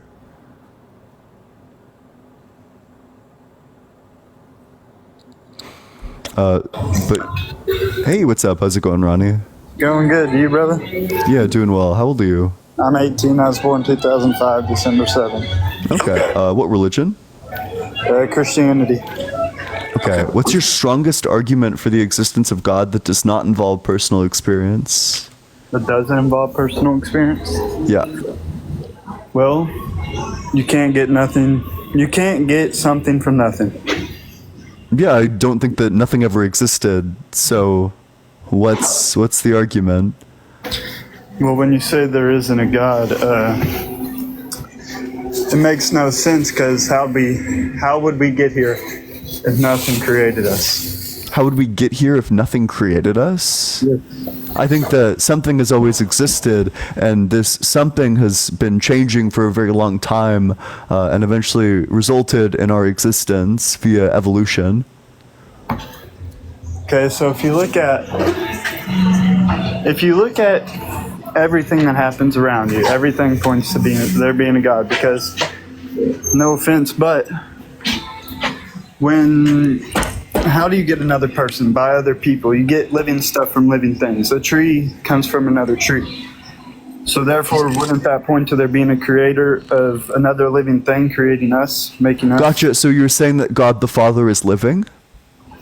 Yeah. Okay, gotcha. Do you agree that... No, not God. Jesus is living. God the Father is living. Jesus is God. It's the Holy Trinity. Yeah, but God the Father was the one who created us. That's the one in Genesis. So, yes. Do you think that God the Father was living? I mean, it's God the Father. Jesus is God in human form. So yeah, I would say yeah. Gotcha, yeah. Jesus is God, but he's not God the Father. But yeah, so does God the Father have biology? Biology, explain. Yeah, does he have like an anatomy? Does he have body parts? God the Father? Well, I really can't tell you, because I've never seen God the Father in person or in heaven or anything like that. So I really couldn't tell you. All I know is that the Bible refers to God the Father as a he. So that's all I could really tell you. Oh, but you have no idea is God the Father made up of cells? No, but Jesus is, and Jesus is part of the Trinity. Jesus is God. But God the Father is the one I'm interested in. I'm not interested in Jesus. You keep giving me all these Jesus facts that I just didn't ask for. So now that we have established that God the Father is not made up of cells, that means God the Father does not have biology. Now, biology is the study of life, and if God the Father doesn't have cells, then God the Father falls out of the purview of biology, which means that God the Father can't possibly be alive. Because it's not possible for him to be studied via the study of life. He like literally just doesn't fit under the category. Wait, but we're talking about God the Father. Jesus is not the Father. No, but Jesus is God in human form. Jesus was still there. So we're talking about, and I understand your desperate desire to run to Jesus, but we're talking about God the Father. We're not talking about Jesus. You've once again, and I expect you'll do this many more times, you've given me all these Jesus facts that I didn't ask for. We're talking about God the Father. They're the same. God. You think, oh, that's blasphemy. You reject the Trinity. No, it's not. You reject the Trinity. The Trinity. So the Trinity holds that the Son is not the Father. That both of them are God, but the Son is not the Father. Yeah, no, that's not what I'm saying. So wait. So then you agree God limited that himself. Hold on. God limited himself and gave his Son. I didn't Jesus, ask. to come down I here. did not ask. We're on the same thing. I didn't ask. Still talking about the same thing. I did not ask for more lore. You once again gave me another Jesus fact that I just didn't ask for. What we're talking about is God the Father. God the Father is not made up of cells, which means that God the Father cannot possibly be alive. Well, so another Jesus fact: Jesus is part of God. I didn't ask. We're talking about God the Father. The reason why you can't stay and answer for God the Father is because you know you have no answer on this subject. You need to keep on expanding the scope to shit we're not talking about. I'm talking about God the Father for a very specific reason. I'm going to ask you a question. Why isn't God real? Why? Because we want to pivot away. The reason why God isn't real, why your God specifically isn't real, is because he's claimed to be all good, but in the Bible he's clearly a moral monster. How is he a moral monster? He says that slavery is okay. He unalives children in 1 Samuel 15:3. He unalives children in Deuteronomy. He unalives children in Exodus. He unalives children in the flood. He commands the unaliving of children in Exodus, Leviticus, and Deuteronomy. He is just like kind of a crazy, sick dude.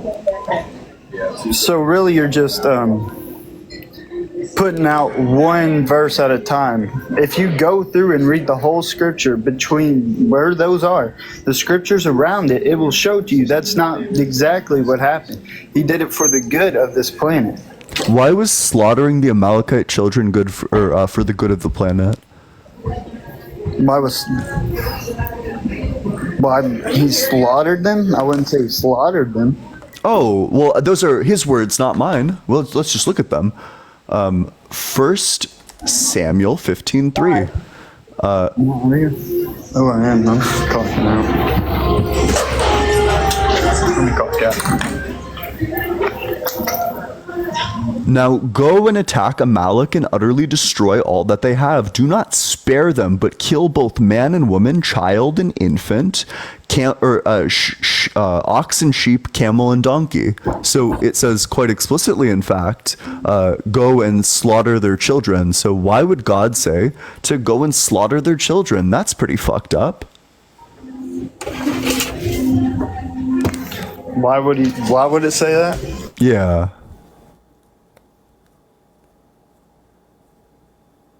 Why would it say that? Why would it?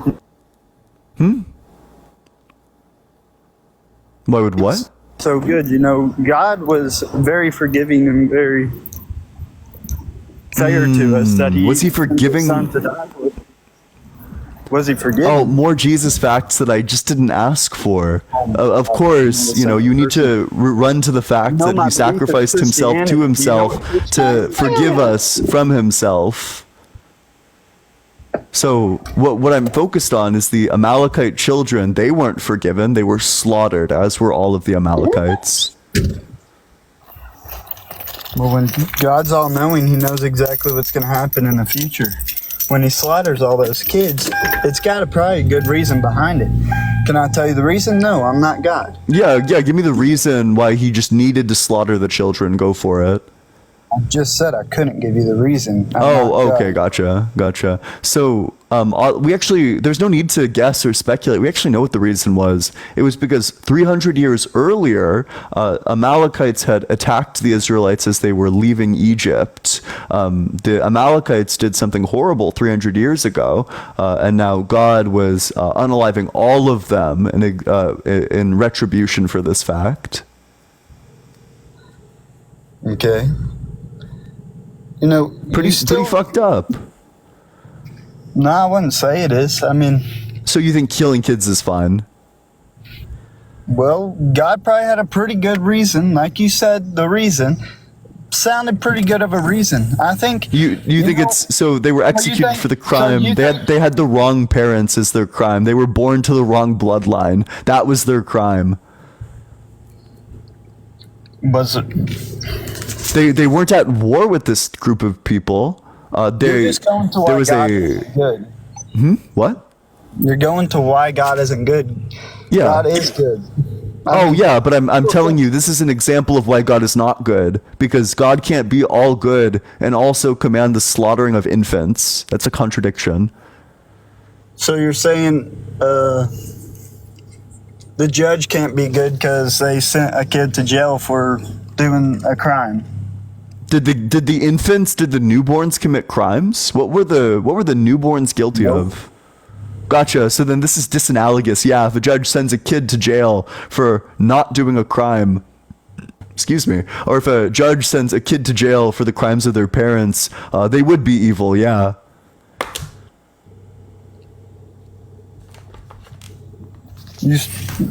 That doesn't prove why God isn't good, because you don't know exactly what was wrong with the planet back then. You don't know exactly what was wrong with the kids. We know exactly why God commanded it. It's because they're 300 years prior, their previous generation did something bad.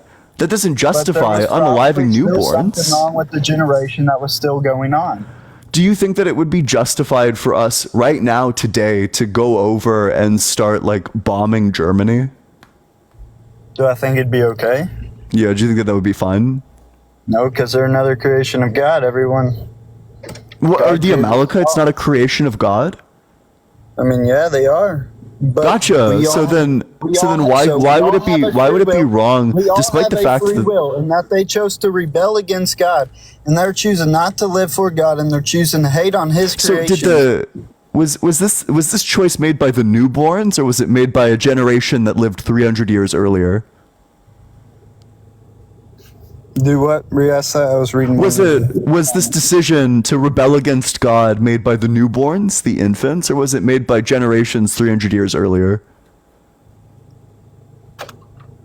I mean, we've all rebelled against God, so I mean, I guess yeah, it was part of the newborns also. So the newborns deserved to. So the newborns deserved to get slaughtered, is what you're saying. What did the newborns do? I don't know. Oh, I don't know. They didn't do anything. They're newborns. Newborns don't do anything. Answer to me why God isn't real, please. Because God can't be all good and also command the slaughter of newborns, because that's evil. Okay. This is all I'm gonna say is vacuous nonsense. Life, go for it. When I look at life, this is gonna be the last thing to say probably, because I gotta go home. I'm at work. But when I look at life and I look at everything around me, okay? Everything has came from something, an intelligent mind. A car is created by an intelligent human. Another human is created by two intelligent humans. Everything was made by something that had an intelligent mind. So when I see life around me, I'm going to assume there's an intelligent mind that created everything around me. I'm not going to assume that it came from nothing when I had never seen a human come from nothing. Was God made by an intelligent design? No, God is the beginning and the end. God is gotcha. The Omega. So then, not everything in your worldview is made by an intelligent design. Have you ever seen a mind without a body? Have I ever seen a mind without a body? Yeah. Have you ever seen a mind without a body? No. Gotcha. So by your same logic, you say that everything that we've ever seen, it's always come from a creator. Every mind that I've ever seen has always had a body, but God the Father doesn't have a body. It's a mind without a body, which means that the exact same inductive logic would apply against you. Can you tell me how you know this? I don't think God is real. God doesn't have a body. Because that's just the standard conception of him. I mean, if he has a body, where did his body come from? Who made his body? He did. He's the beginning and the end. He is eternal. Oh, sure. So he made his own body. Brilliant. So he didn't exist at first, and then he just made himself into existence. Brilliant. Okay, tell me how we got here then. Please tell me how we got here. I think we got here via a process of evolution, because you can't defend your own view. Okay, so if we got here from evolution, how did those animals and stuff, the monkeys, whatever that we came from, how did they get here? Please tell me how they got here. From evolution also. Also, we didn't come from monkeys. Where'd we come from? We are great apes. Our ancestors are apes. If you go back even farther, they just become like mammals generally. And then if you go back even farther, they become like single-celled organisms. So we came from that. We just came from one little thing. Yeah, exactly. So you get it. Yeah. So you believe we basically came from matter and energy and just Well, we are matter and energy, to be clear. Yes, I know. Yeah, so we are matter and energy. We came from matter and energy. Correct. Yeah, so, but do you believe like it just started, just matter and energy created us into evolution up to us? Yeah. Is that what you believe? Like it started with just matter and energy and like evolution came up to us? Specific matter and energy, but yes, that's exactly correct, yeah. Hold on, I think I'm lagging. Or you are, I don't know. Re-say that? Yes, specific matter and energy. Yes. That's exactly where we came from. But you presumably think that God said abracadabra and then created all of us.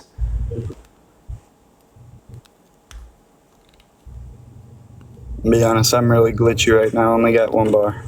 All right. Well, I'll probably just move on to the next guest. Addy, thank you so much. Appreciate that. If you're in that guest request box, make sure that you believe in the God of the Bible, Torah, or Quran. You have an argument which does not involve a personal experience. Castile, thank you so much. Also, Grimlock, thank you so much for the $6.66 on Cash App. Hail, Grimlock. Hail, 666. Hail, Satan. I appreciate the hell out of that. Thank you so much. If you want to join the community, there's a link to the Discord in my bio. I'd love to see you in the Discord. We talk politics, religion, and philosophy. We have a little reading group going. So if you want to learn more about philosophy, you want to get cracked at discussing these topics, feel free to join. Thank you so much, India. Big W, India. Appreciate that. It's 7 p.m. Eastern time. Just join the Discord and go to the section labeled reading club, I think, or reading group, or like weekly reading maybe. And with that, we'll go to the next guest. Purdy, thank you so much. I appreciate that. That's awesome. Thank you so much. Big W Purdy in the comment section. That's so cool. Day, Hey. how's it going? How you doing? I'm pretty good. How are you? Doing well. How old are you? I am 30. And what religion? I'm a Christian. Okay. What's your strongest argument for the existence of God that does not involve personal experience? Okay, have you ever seen life come from non-life? Oh, we can just run the same topic. I mean, if this is your standard of evidence, have you ever seen a mind without a body? No. Gotcha. So even if I say I've never seen life come from non-life, this standard would still beat your argument because we've never seen a mind without a body, which would preclude God's existence. Okay, well, what I believe in is Jesus is God's body. That's Sit down, a nice. human host. But does God the Father have a body? He's got spirit, he's got body, which was Jesus. You know what I'm saying? He is God. Is Jesus the same person as God the Father? Okay, this is how it goes. God is all-knowing. He's spirit. He humbled himself came down in human form. This is just a Jesus fact I didn't ask for. Do you even remember the question? What'd you ask? Is Jesus the same person as God the Father? Yes. Oh, that's blasphemy. You reject the Trinity. Okay.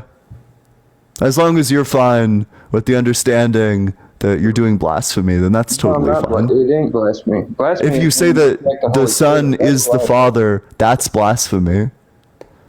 God is Holy Spirit. He's the Alpha, the Omega. He is... More God facts I didn't ask for. Everything in the cosmos is pointing there is something that created us. Even scientists that are much smarter than you have said this. How do you explain all that? Oh, which sign? So, I mean, that's just an appeal to authority, first of all. But even smarter scientists have formulated that we have no creator via something called the quantum eternity theorem, which states that the universe has existed forever insofar as there's a non-zero amount of energy. Do you believe in the Big Bang? Yeah. So you believe something... Okay, explain the Big Bang to me. The Big Bang is the rapid expansion of the manifold that we exist on. Okay, can you explain that even more? So, we exist in like a space. This space rapidly expanded around, I don't know, like is it 13 billion or is it 13 trillion years ago? I can't get the units right. But yeah, there was this like space-time and it expanded, and now we currently exist in the expanded space-time. If you're interested in the evidence, that's just the cosmic microwave background radiation. Additionally, the universe is much bigger than it used to be, as is indicated by the cosmic microwave background radiation, and it's also continuing to expand, given the fact that dark energy is having an expansionary effect on the space-time that we exist on. So have they proved this fact, this Big Bang theory? Well, so that's not really the objective in science, is to give like the deductive 100% proof, but rather to just gain and evaluate the evidence. And if new evidence ever comes along that disproves it, then you would create like a new theory, a new hypothesis. So they've gathered a mountain of evidence, as opposed to your no evidence that one day God said abracadabra. No, there's plenty of evidence there's a God. Yeah, what's the evidence? Evidence, okay. What about all the eye testimonies and everything with Jesus? You know Gotcha. Wait, and so what you're attempting to do... I'm not done. Yep. All the miracles that happen in the Bible, all the eyewitness testimonies, all the manuscripts dating back to the eyewitness testimonies and the stories in the Bible. So I got a easy question for you. What's the evidence that the Bible is true? There's more evidence that the Bible's true than the Big Bang Theory is true. Yeah, what's the evidence? I just said all the eyewitnesses and everything. Oh, gotcha. Okay. So why is my disciples? Why is my crucified for a man that they didn't believe in? Why is my power strip not working? Oh, and I'm sorry. Wait, where can I read about those things? Where can I read about these people getting crucified for a lie? Where can I read about that? Oh, yeah, of course. So can you tell me why my power strip isn't working about it, or isn't working? Why isn't it working? Why is it not working? Why is no power coming out of it? It's not plugged to an outlet.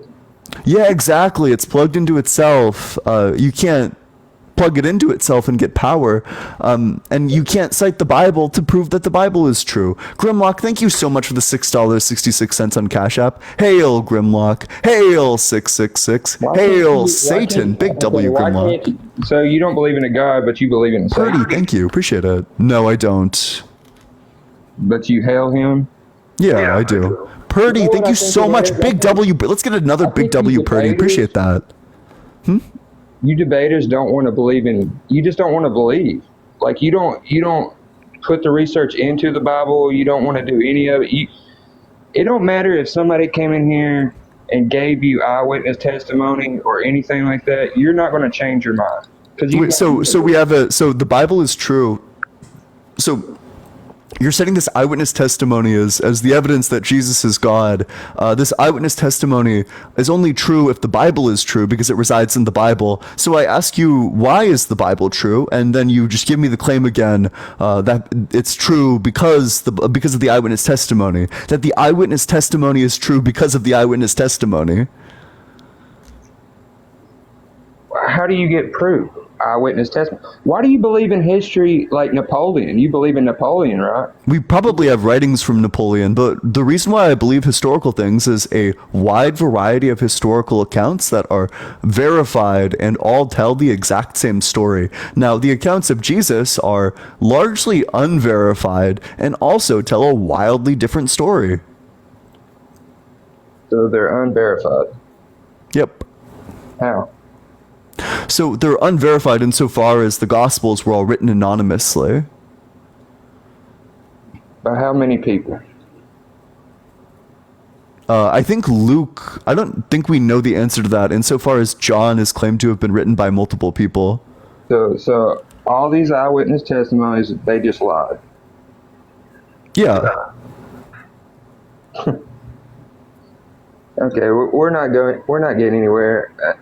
You can just, we're not getting anywhere. Okay, well, appreciate you coming on up here. Make sure you're double tapping on that screen, sharing it with your friends, doing all that good stuff. Let's try to get this live in front of as many people as we can. Make sure you're sharing it with your friends, doing all that good stuff. Double tap on that screen. If you want to support the stream, the Venmo's allegedly-Ian. Cash App is just allegedly Ian. Let's try to get all the way up to 130k likes, say. If you want to join the community, there's a link to the Discord in my bio. We talk politics, religion, philosophy. We also have a reading group every Saturday at 7 p.m. Eastern Time. I'd love to see you there. It's just a great time, and you'll learn new things. I'm like actually genuinely there. Only join if you're 18 or older, but I'm begging all of you. What the fuck? Was that Athene? Ain't no way. God, the goat live in action. That's crazy. Damn, Ethene's a runner. Let's get a big L Ethene in that comment section. Hey, what's up? How's it going? Buddy, God's real, buddy, you gotta be like 18 or older in order to like request to join. So just keep on double tapping on that screen share with your friends. Hey, what's up? How's it going, V? Okay. How old are you? I'm 18. You do not sound 18. Yes, I am. Seriously, you gotta be 18 or older. You gotta believe in the God of the Bible, Torah, or Quran, and have an argument which does not involve personal experience. What's up, Global? Okay, I accept your surrender. Folded like a chair, milked like an almond, get your ankles absolutely shattered. You will never debate again. And with that, we'll go to the very next one. Hey, what's up? How's it going, Pablo? Yo, I had a question, bro. So I have two questions for you first. Go First, ahead. how old are you? I'm 19, bro. And what year were you born? 05.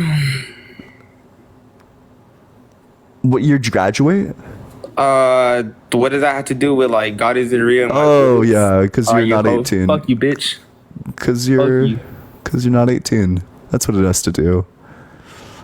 Seriously, if you are not 18, don't request to join. 18 or older, don't request to join. Damn, I'll never get any of these joiners. I'm just trying to looking for real hardcore joiners. Hey, what's up? How's it going, Drew? How you doing? Doing well. What religion are you? Oh, I'm a Christian. Okay. What's your strongest argument for the existence of God that does not involve personal experience? I just want to ask, why aren't we involving personal experience? Because it's just 100% unverifiable, because what I'm trying to do is host debates and personal experience isn't debatable.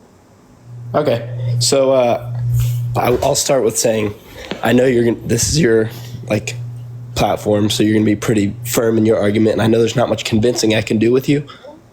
That's not true. I don't accept that at all.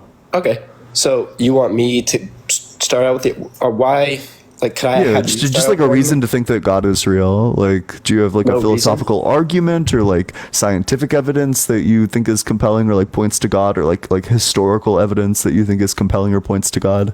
Okay, I know you said no personal experiences. This is like it's leading into a biblical thing. If that Can you makes just sense. get to like the biblical thing?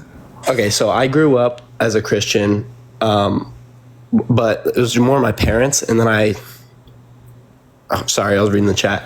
And then I started actually walking in my own faith, and it was kind of just God was presenting himself to me. And it's no matter what there's many things. I played sports. There's many things that have brought me joy, but it's really nothing eternal. I'm so sorry. Can you just get to the point where we conclude that God is real? Could you tell me why you don't think he's real? Yeah, because of all of the grotesque suffering that exists in the world around us. The existence of earthquakes, like inhospitable environments, the fact that kids are unalived by cancer, the fact that there's literally a disorder which causes 2-year-old children to compulsively gouge their own eyes out. All of these things to me are really strong evidence that God doesn't exist, because if he did exist, then he wouldn't allow these for a wide variety of reasons. Okay, that's respectable. A lot of the problems that, this is my opinion at least, that the reason that problems come about is the absence of God rather than the presence of God, along with Satan, I think just brings that's not too compatible with what the Bible says, because like, for example, cancer comes about because of the way your anatomy is structured. Your cellular anatomy is structured in such a way that it allows for cancer very often. So everybody, me, you, everyone has cancer cells in our body. So this happens because every time your DNA replicates itself, it needs to replicate 3 billion things in an exact order. But of course, it's not going to be able to do that. So it fucks up literally all the time, constantly. This leads to mutations. One of those mutations leads to cancer. So because of the way God designed our cellular anatomy in your worldview, that is literally the direct cause of cancer. So it's not the absence of God. God literally did it. I mean, those are if you look at like cancer and a lot of, even cases of autism and how they're on the rise, percentage-wise within the population, a lot of people, including me, believe that that's coming from like worldly things that have been created over time, whether that's pollution, whether that's different types of chemicals in foods, pesticides, all that type of stuff. But I think you're like pivoting more towards like scientific stuff rather than, like, I think we're talking biblical. Does your Bible not hold up to religious or to scientific scrutiny? I mean, I feel like that you're talking like biological stuff, I feel. Yeah, I am. Because you think that God designed biology. So yeah, we would be able to look into biology and then see God's work in it. We could evaluate our biology as just a product of God. But we can't do that, because if you start looking into our DNA, it's crazy. Our DNA is terribly made. Like 85% of it is completely useless. Why would 85% of it be completely useless if God designed it all? So who do you think made it? I think that it evolved. Our DNA very clearly just looks like careful stepwise tinkering that happened over billions of years. Evolution is what made our DNA. Yeah, I mean, okay, let me ask you this. I haven't been following you I just came across your live. This is the first time I've seen you. But have you heard like it's like an analogy used a lot, and it's like there's a house, there has to be a creator. I'm sure you've heard that analogy. Yeah, I've heard that one. But yeah. So first of all, what do you think about that? There's two things. First, if this is your standard of evidence, then we would conclude that God isn't real, because what you're making is like in all the cases we've seen type argument. Well, in all the cases we've seen, a mind has to have a body. So if your argument is that a house has to have a builder, then I'd say that a mind has to have a body, because all the cases of minds that we've ever seen have bodies. But second of all, that's not true, because we actually don't, for the house example specifically, because we don't have any priors as to where universes come from. We don't know what creates universes, but we do know what makes houses, which means that it's just not analogous. So do you think that the universe just, I mean, there has to be a creator? And Why? What do you think that creator is?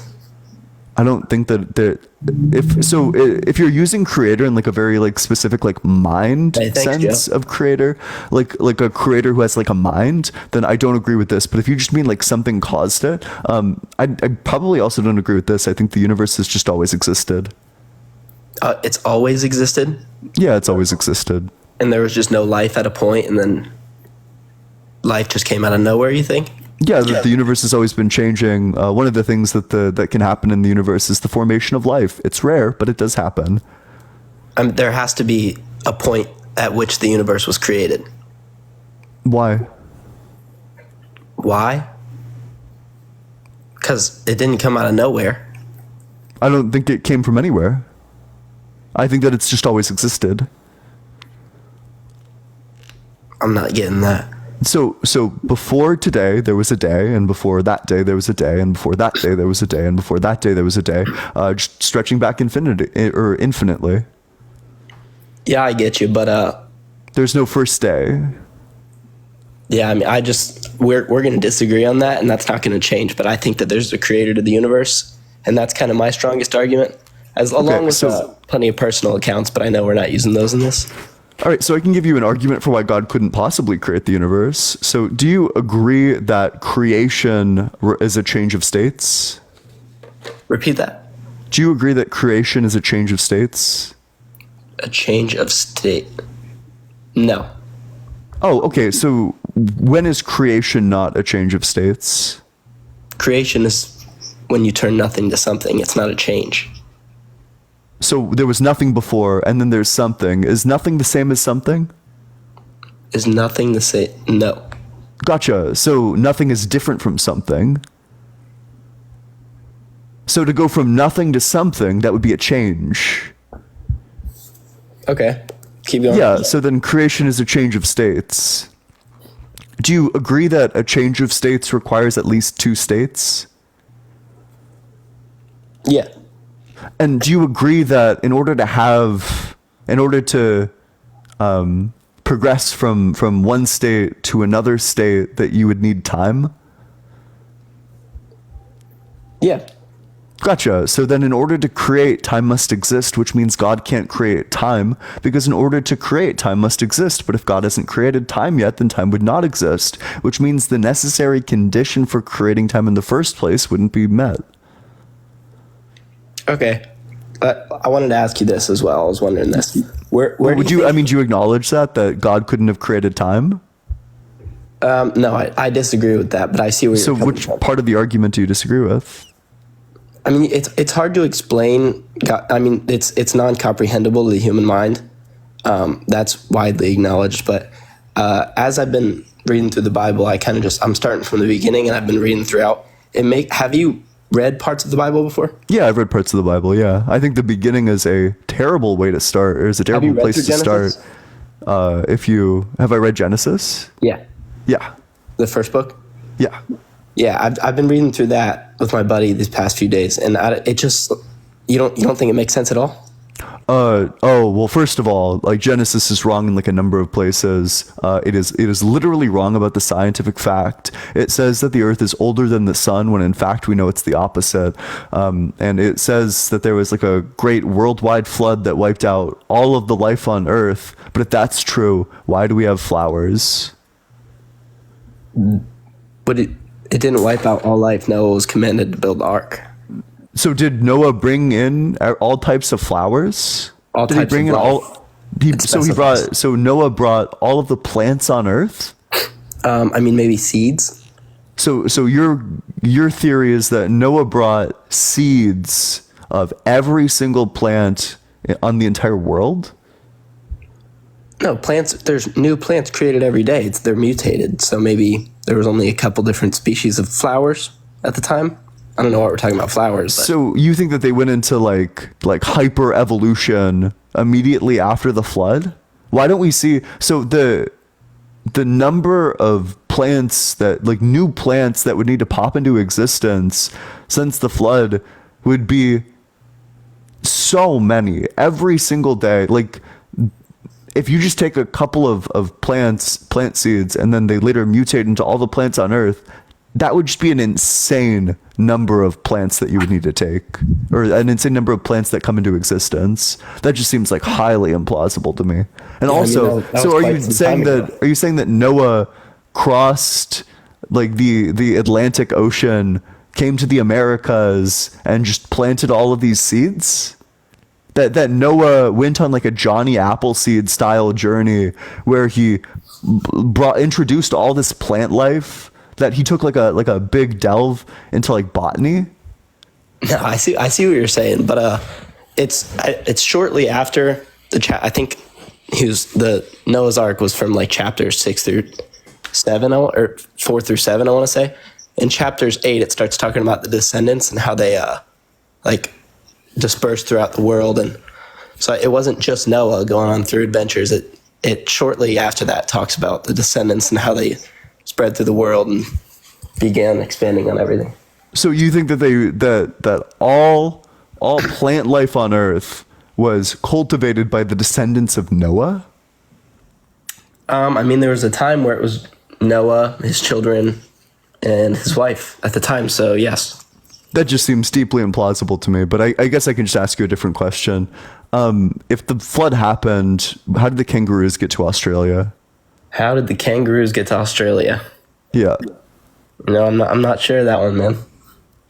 Yeah, it's for me, there's like a really easy answer to it, which is that evolution happened. But of course, if you think that there was a global flood that wiped out all life on Earth, then you need to account for the fact that kangaroos are in Australia, yet they shouldn't be, because they should have all gotten wiped out by the flood. I mean, there was one of every species of animal on the boat. Yeah, but how did they get from the Middle East to Australia? I'm not sure of that one. They had to cross like an entire sea. So how do you think they got there? I think that they got there via evolution, that there was life on these places at the time of like Pangea, and then it split off but continued to evolve. That would be my account for how it got there. But of course, that's incompatible with your account, because Pangea was like 100 million years ago. And the flood would have been like, I don't know, like 10,000, maybe more. So the flood would have definitely wiped out all the kangaroos, which means that they would have had the task of getting from the Middle East back to Australia. Yeah, I mean, I don't hate the idea of evolution when it comes to animals. When it comes to human life and the earth and everything, though, I do believe that there was a creator, and I believe that God is the Father. So if God created us, why is 85% of our DNA useless? Somebody went, I hope he's still in here. Somebody fact checked you and in the chat, and they said it was false. They said they looked it up. Oh, I can just give the study. So this comes from Oxford. It is. Yeah, I got my computer up. Oxford, 85% or 15% functional DNA.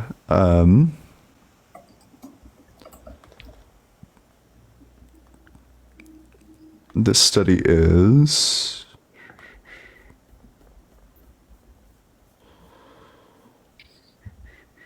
an upper limit on the functional fraction of the human genome by Dan Grar. The bottom line of the last line of the abstract is: mutational load considerations lead to the conclusion that the functional fraction within the human genome cannot exceed 15%. In other words, what it's saying is that 15% is the highest possibly our amount of functional DNA could be, which means that at least 85% of our DNA is completely useless, non-functional.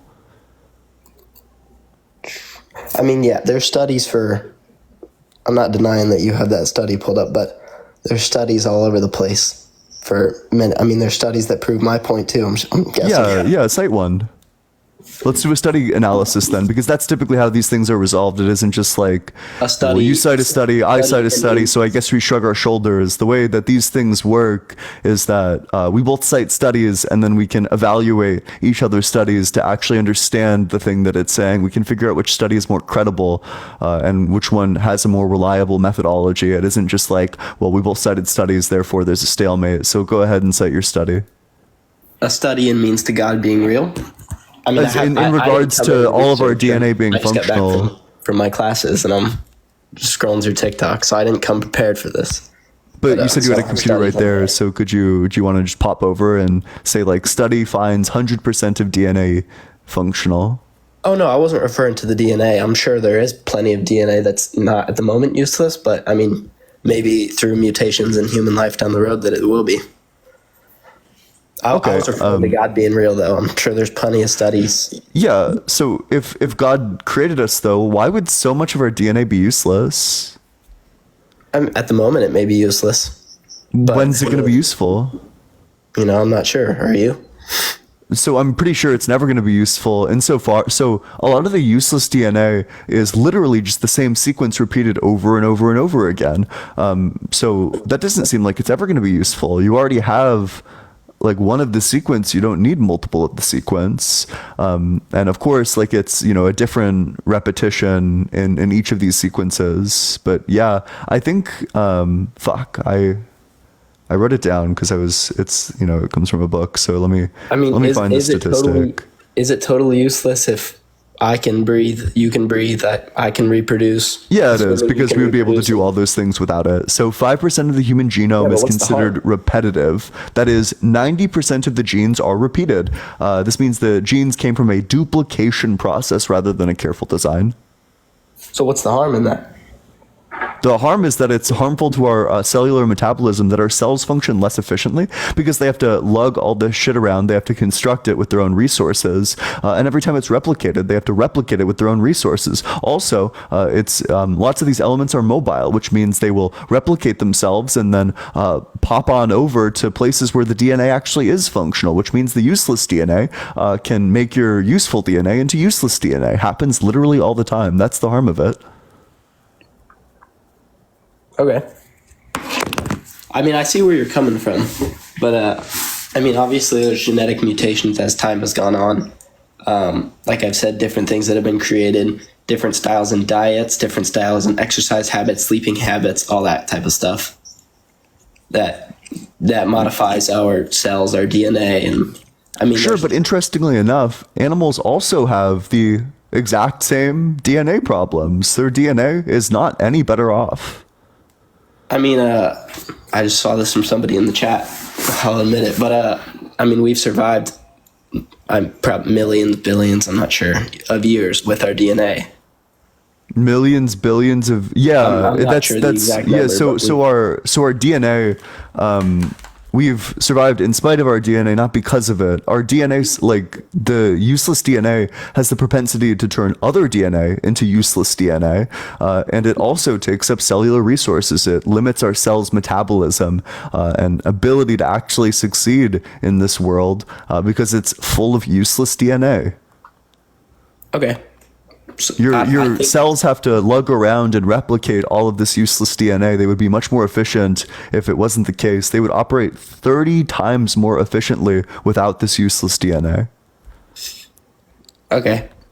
I see where you're getting at with that one, but I think my cells, my DNA, everything is made up great. And I mean, obviously, I think there's worldly creations throughout time that have hindered and slowed our like the functions and the usefulness of our body.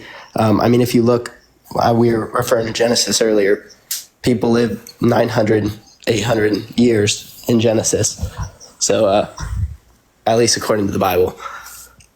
There's just no evidence for any of that. Like, what's your evidence? I mean, the whole Christianity, the religion and the basis of Christianity is lean upon faith. So there's not evidence from, and you can't prove God, but it's based on faith. And this is what I tell a lot of people: why not believe in God? Because if you spend your life believing in God and trusting in God, and you die, and what's your opinion on the afterlife? What do you think happens after we die? I don't think anybody knows, but I have multiple problems, like epistemic problems. I think it's irresponsible to have beliefs that are based on faith. That faith is just pretending to know something that you don't actually know. Why would you ever want to do that? And why should anyone ever respect somebody else's decision to pretend to know things that they don't actually know? No, I'm saying what's your view on the afterlife? What do you think happens after we die? I don't think anybody knows what happens in the afterlife. And the people who claim to know what happens in the afterlife are lying. Okay, so let me tell you this. If I live my whole life for God, telling people about Jesus, walking with Jesus, let's say it's made up in my head that if I'm believing in Jesus, I'm happier, then I live my life. If it's a placebo, I live my life happier and I die and nothing happens. If I live my life not believing in God and he is real, then you die and you face God one day and you spend an eternity without him. You know what I mean with that? Yeah, so let's imagine anti-God. This anti-God is going to send all the people who believe in God straight to hell because he's the one who actually runs the place, and he's going to bring all the people who don't believe in God straight up to heaven. Now, if I don't believe in God, then I get to go to heaven if anti-God turns out to be real. But if I do believe in God, then I'm doomed to hell for all eternity if it turns out that anti-God is real. I mean, what do you mean by anti-God? Yeah, so let's just imagine a God who's going to do the exact opposite, who, if real, is going to send all the believers in God to hell and bring all the non-believers straight to heaven. And why would that be the case? Well, why would it be the case that your God exists? Because why would it be the case of faith? If in my faith, I don't know what you're meaning by that. In my faith, if I believe in the creator of the universe and he created man to be like God and be holy, then why would he send people to hell that believe in him and follow him? Why would he? Oh, no, because God doesn't exist in this scenario. It's actually anti-God. That you need to contend with the possibility that actually the afterlife is anti-God, chilling with all the atheists and other non-believers, and all of the believers got sent straight to hell. Yeah, so if I die and there's, in this scenario, like you're saying, no God, then there's no problem, then I'm just dead. No, because anti-God sends you to hell forever. What is so anti-God is just like an all-powerful entity who is going to send all of the believers in God to hell and bring all the non-believers to heaven. Why would that be the case? Why would it be the case that your God is real? You're confusing me with this one. It's the exact same thing as yours, but it has the opposite, like, so you laid out this like game theory matrix, this like, well, if you make this decision, then there'll be, and this is true, then there will be this outcome. So I'm just giving you the opposite matrix because you said that you can't prove your God exists. All you can do is rely on faith. You have no reason to have faith in one thing over another thing. So there's no reason to have faith in God as opposed to anti-God. And there's no reason why God would exist as opposed to anti-God existing. So insofar as there's no reasons to believe in either God or anti-God, I figure that the probability that either of them exist is like roughly the same, which means that I have it's actually the exact opposite, that if I would be right in this instance to not believe in God. Yeah, I mean, I have plenty of reason to believe God is real, but it's through personal experience, which you're not interested in hearing about, which is, I mean, that's fine. It's your live. That's fine, yeah. So, do you have anything else? No. Good talking to you, though. Yeah, I appreciate you coming on up here. Yeah, have a go, man. Yeah, you as well. Make sure you're double tapping on that screen, sharing it with your friends. Make sure you're dropping that follow as well if you're enjoying the debates. You never want to miss one in the future. Why would you? It's great. You learn so much. If you want to join the community, there's a link to the Discord in my bio. It's discord.gg/allegedlyian. We talk about politics, religion, and philosophy, and we have weekly reading groups for philosophy papers. If you Chet, thank you so much for the dinosaur. I appreciate that, and thank you so much for the subscription extension. Big W Chet in the comment section, and thank you so much, Princess Leia. Yeah, if you are in that guest request box, make sure that you're 18 or older, you believe in the God of the Bible, Torah, or Quran, and you have an argument which does not involve personal experience. If you want to support the stream, Venmo's allegedly-Ian, Cash App is just allegedly Ian, and with that, we'll go to the very next guest. Let's get it. How's it going? How it's going? Good. And you? You're a bit muffled. Are you covering your mic? Do you hear me well? Yeah, I can hear you much better now, yeah. Okay, thank you. So I do have a question for you because as a conclusion, I cannot prove you that God exists. I can give you some arguments like teleology, cosmology. Please, yeah, give me those arguments. I love those arguments. Yes, but the point that I want to give you is if I understand that God, that I'm telling you that God exists, so it's a tangible question, it's metaphysics, I cannot prove it to you. Whoa, Ethene, thank you so much for the $100 on Venmo. Huge W, Ethene, in the comment section. That's crazy.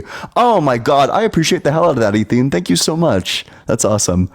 Sorry, I freaked out there. No, it's okay. But in the same meantime, I can tell you that you cannot prove to me that God ain't real. You cannot prove it, actually. You can give me also some arguments, but it's gonna go in the same way that you're believing in something that is not factual and you cannot prove it. You cannot prove that God exists. So you're in the same position than me, because you're That's not also true. believing in something that is not factual. So, you know, in the same way, we're in the same movement. I do believe in God. I put my faith in God, but I cannot prove it to you. I can give you some arguments, but you can just give me some arguments also. So later you said to my brother that it's incredible because we're believing in something that we cannot prove, but you're talking also with something that you cannot prove yourself, that God exists. It's a tangible question. So you're in the same position than us. Do you want me to prove to you that God doesn't exist? I can prove to you that God doesn't exist. You cannot prove it. Are you? What's the argument for why I can't prove that God exists? Can you prove that I can't prove that God exists? With arguments. You cannot. Can you wait? Because you're making the claim. Can you prove that I can't prove that God exists? You cannot prove that God doesn't. Do you want to see me prove it? Okay, but you cannot prove something? Do you want to see me prove it? I can prove it. Do you want to see me prove it? Okay, prove it, but with proof, not with arguments, because you cannot prove with arguments. Proof is facts and physics facts. You cannot just prove something that is tangible. The premise one is going to be that contradictions don't exist, or that worldviews that entail contradictions aren't true. But this is an argument. You're giving me an argument. You're not giving me a fact. Well, wait. An argument is just Ethene, thank you so much for the $20 for feeling that. I appreciate that. Big W, Ethene. That brings Ethene up to $120. That's incredible. Big W, Ethene. Thank you so much. Wait. So an argument is a proof. A deductive argument is a proof. No. When yes. You're talking with someone that do believe in God. But you're talking to someone who has a degree in mathematics. I know what a proof is. Okay, I understand. But when you cannot, an argument is not proof. If it's deductive, it is proof. That's what a proof is. A proof is a deductive argument. But when you go see, because there's a lot of people, and actually this debate, this question is a question that is more than 2,000 years old. Until today, there's no one that prove it. You cannot prove it, my guy. You can. Do you wanna? You haven't even let me try to prove it. Because I know that you cannot prove it. Then let me prove it. If you're so you lack confidence in your own position. You're scared to let me prove it. That is one of the You're scared to let me prove it. Our air. You are scared to let me prove it. You're scared. I'm not scared, my guy. Then let me prove it. Okay, prove it. Yeah. Don't so. Argument. Wait, an argument is a proof. A proof is an argument. No, it's not. A proof is a type of argument. An argument is just an argument is just a reason to believe something, or it's just a thing to believe and a reason to believe something. So the proof, the premises are the step-by-step proof on why we believe it, and then the thing to believe is that God isn't real. We would prove that God isn't real by going step-by-step deductively to indicate that God isn't real. Okay, but first of all, can you tell me what you need, what is important to be approved? So what you need actually for a proof to be valid? In order for a proof to be valid, it needs to follow along a specific logical pattern. The one that I'm using is modus ponens, which is if X is true, then Y is true. X is true, therefore we know Y is true. Oh, actually, no, it's modus tollens, that if X is true, then Y is true. Y is not true, therefore X cannot be true.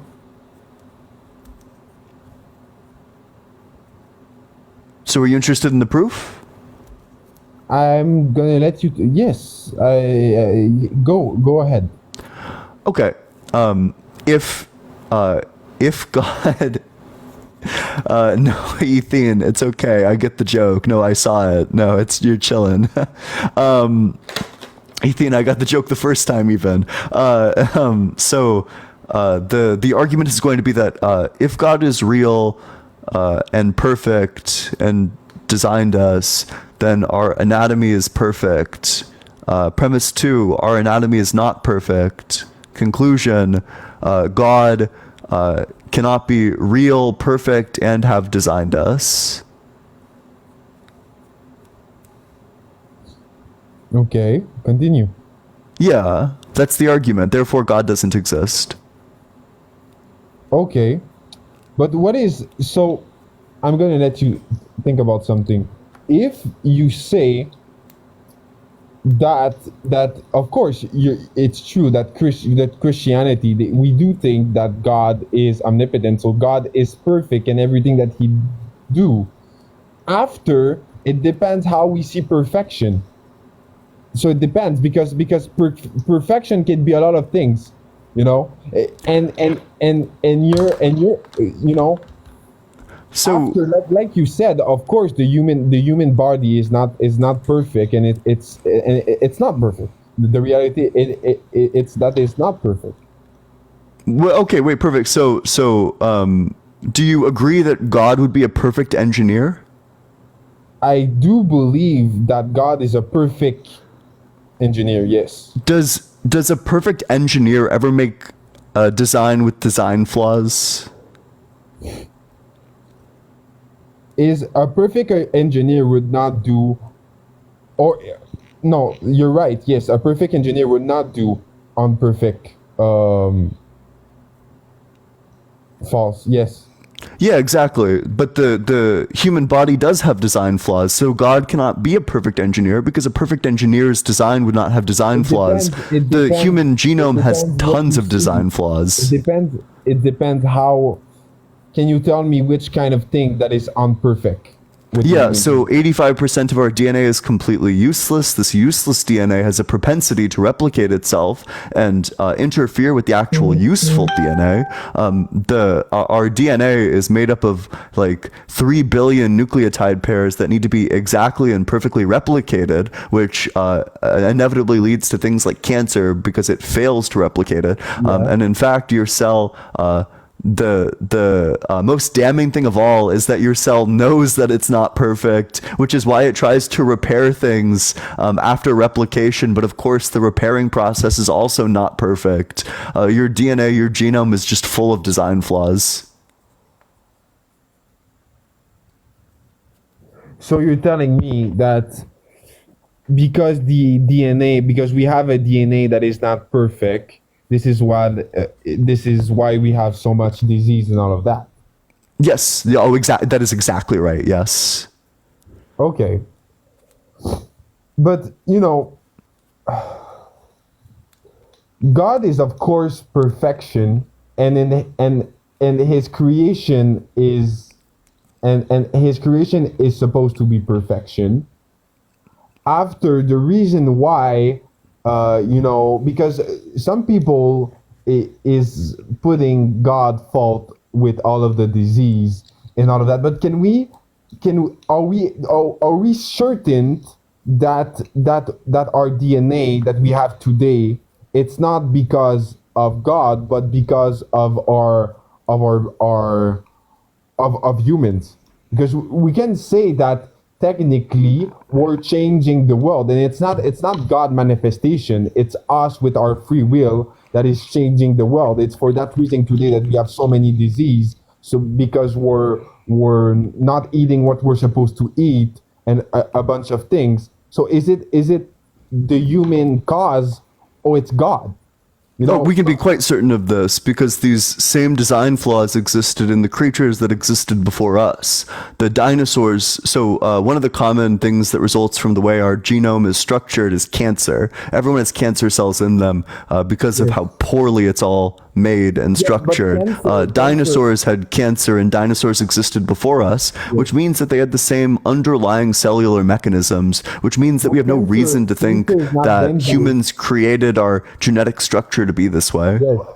Cancer in the base is not dangerous. We all know that we all have cancer in our bodies, but it's actually the manifestation of a growing cancer that is problematic and that is doing the damage. But I mean, you know, that is actually a good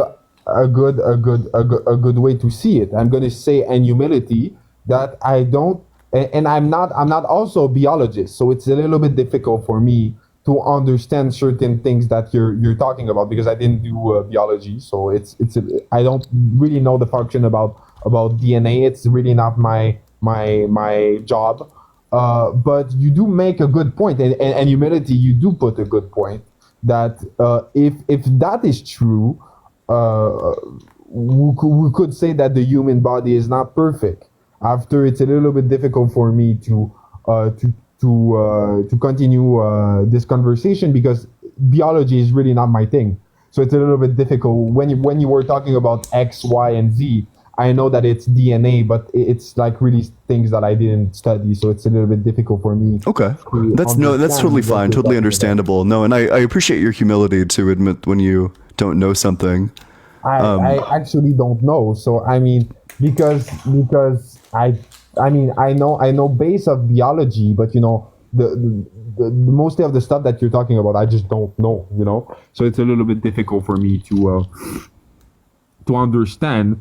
But I know, of course, and even, you know, and by example in theology, the excuse that we're gonna have, the Bible is saying that all of the bad on the universe is not caused by God, but by demons. So by example, not true. I mean, I'm just talking about theology. I'm not talking about. I'm just talking. Yeah, but that's just out of line with what we know about science. That specifically, you know, you're more likely to get skin cancer if you're out in the sun. But why are demons targeting people who are out in the sun? That just doesn't make sense. It seems like the much simpler explanation is the scientific one, which is that UV rays are what cause these mutations, not demons. Pax, thank you so much for the subscription. Welcome to the community. Glad you're here.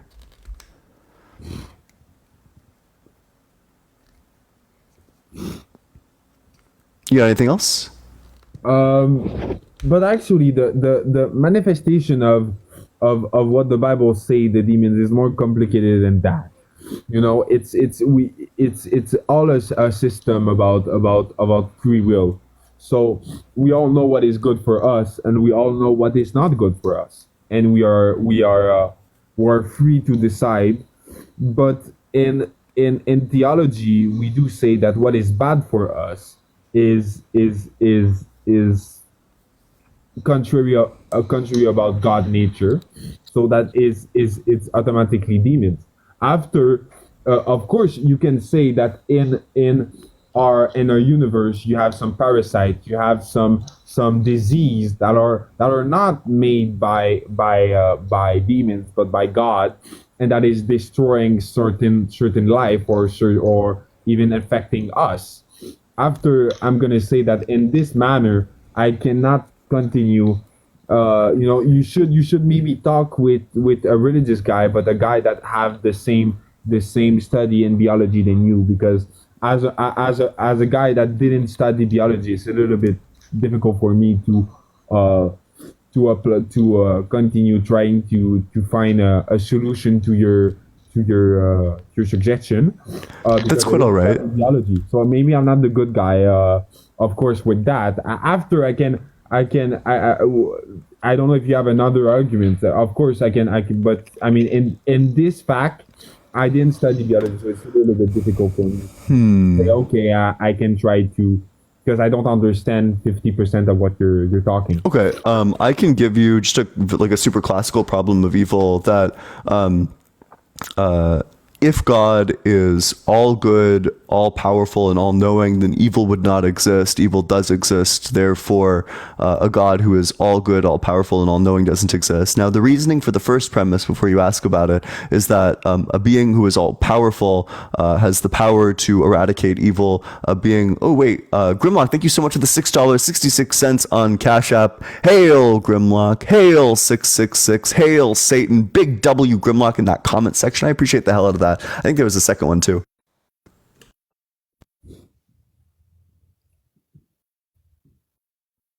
Oh no, I'm chilling. So that a being which is all powerful has the power to destroy evil. A being which is all knowing has knows how to destroy all that evil. And a being who is all good would have a desire to destroy all that evil. But which means that evil wouldn't exist, but evil does exist. So one of these things can't be true.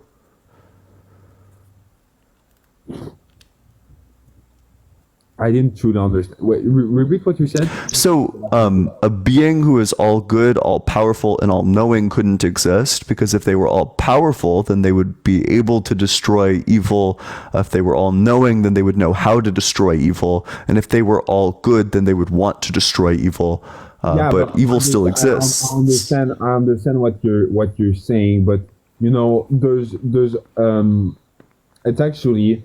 When we say that God is perfect and God is perfect in all of the subject and humility and justice. So, by example, if God give to every creature that is angel, demons, or humans the free will to act, he cannot give the free will to humans, but not give the free will to demons or even Satan. Why? Because it's not just. So for God to be just, he needs to, even if he knows that it's going to do bad and his creation, because he's just, he's giving the same treatment to everyone. So you're free to believe or to follow him or not. So you think that treating God with just with one hand can say, okay, I'm just gonna throw out the people that are doing bad stuff, but is it just? Is it just? That's the thing, and I don't believe. So you think it's unjust to treat people differently?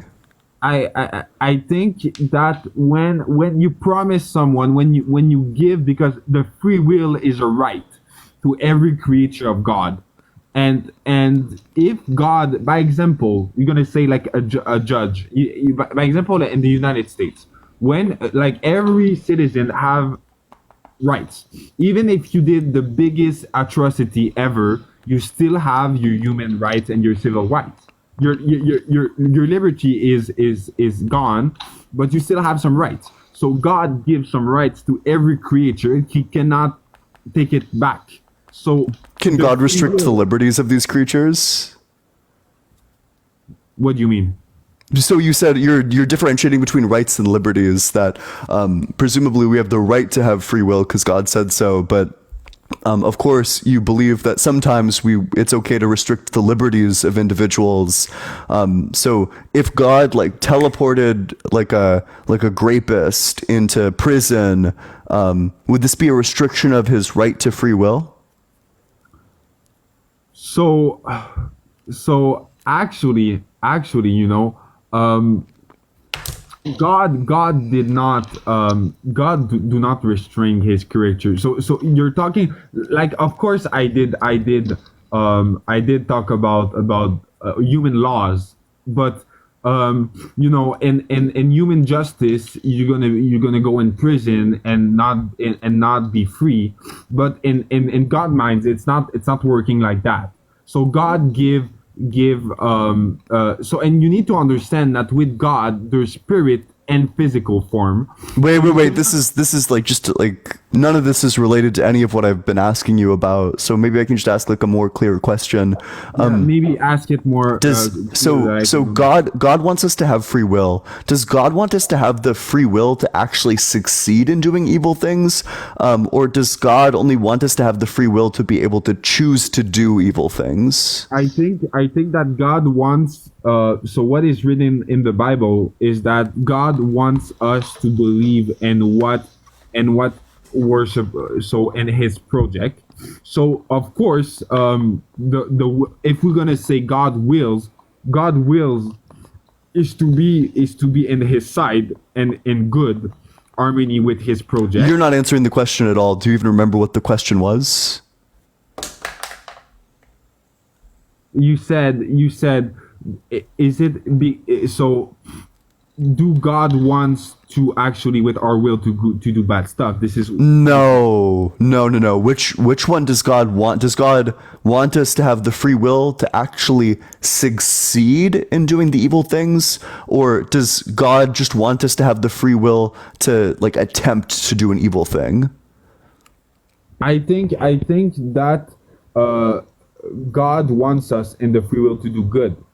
That's not the question, because He wants us to have the free will to do like good or evil. But does this include the free will to because He wants us to have like the free will, but does that just mean that He wants us to be able to choose to do a bad thing, or that we actually have the free will to succeed in our choice to do a bad thing? In theology, we need to put both two things. We need to put free will away. You brought it up. Wait a second. There's free will, and there's the consciousness of good and bad. It's two things that is different.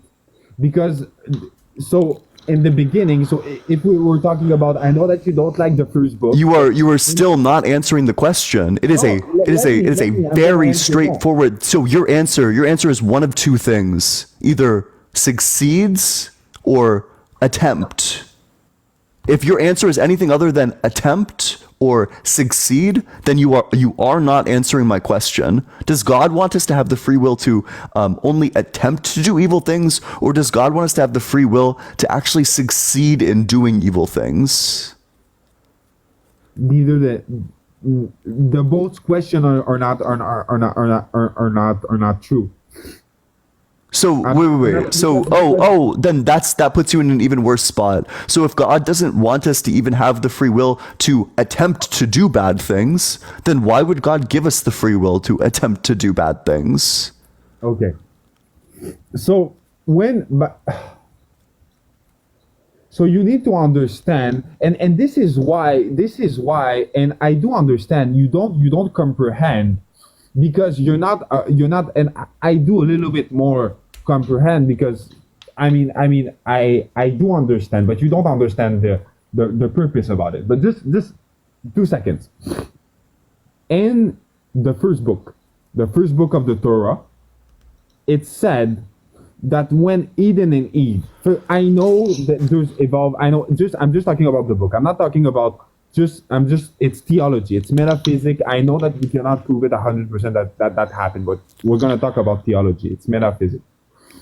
Just an insane amount of yap. I'm moving on to the next one. Literally not even an attempt to answer the question, just like 5 minutes of like filler. Well, like, I know you don't care about this. Well, didn't even begin to answer the question.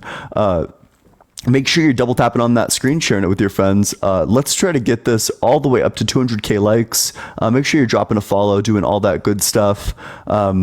Keep on, if you want to support the stream, the Venmo's allegedly-Ian. Cash App is just allegedly Ian. Make sure you're double tapping on that screen. I appreciate it. And with that, we can go to the very next guest. Of course, if you're in that guest request box, make sure that you're 18 or older, that you believe in the God of the Bible, Torah, or Quran, and you have an argument which does not involve personal experience. How's it going? Hello. You are not 18 or older. You got to be 18 or older. If you're not 18 or older, don't request to join. Hey, what's up? How's it going? What's up, dude? Hey, how old are you? I am 18 freshly. What year were you born? 2006, August 21st. Okay. Well, yeah, you are freshly. Elaine, thank you so much for the $6.66 on Cash App. Hail, Elaine. Hail, 666. And hail, Satan. Appreciate that, Elaine. Big W for the kangaroos in Australia. What religion? I'm a Christian, but I choose to follow relationship over religion. I feel like a lot of people get those two mixed up. A lot of people think being a Christian and having a relationship with Jesus Christ is not the same thing. And Okay. I think relationship is a lot more important. When you have your good works does not give you to heaven. It's your relationship with Jesus Christ. Gotcha. And I just want to ask you, what prompted you to not believe in any sort of God, especially Jesus Christ? Yeah, just logic. That it is logically incomprehensible that a God of the sort you describe exists, especially given the conditions. So does this God wants a relationship with all of us, as you just said.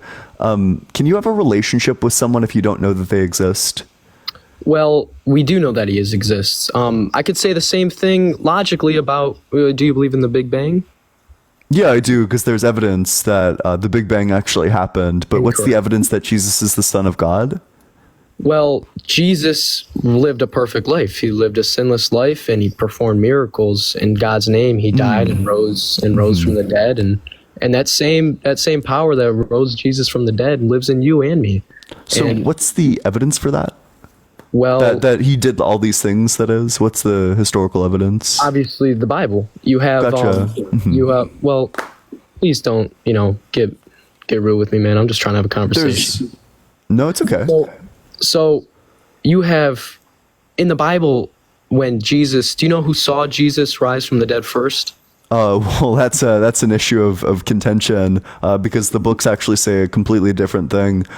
Some say that it was like Mary Magdalene, whereas others will attribute it to like multiple people. So depends who you ask. So it was 3 women who saw Jesus risen first, and if you want to convince people about a God, you would never use women 2,000 years back, because women were not a trusted source at all. They were the lower class. You would never do that. And you have he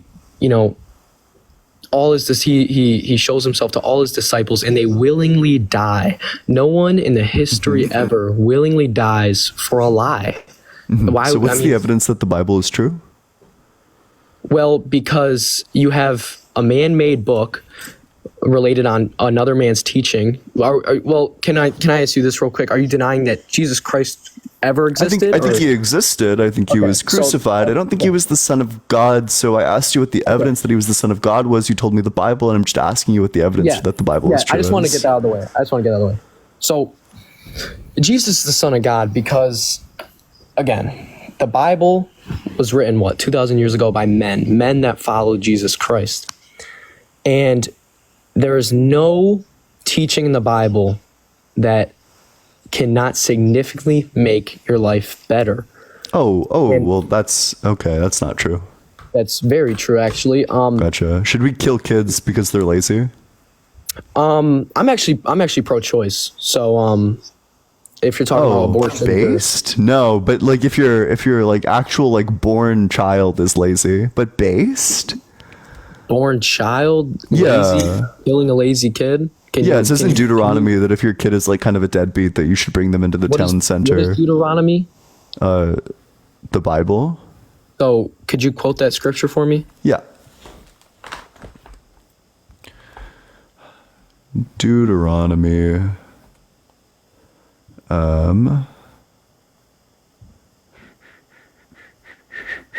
Deuteronomy 21:18 through 21.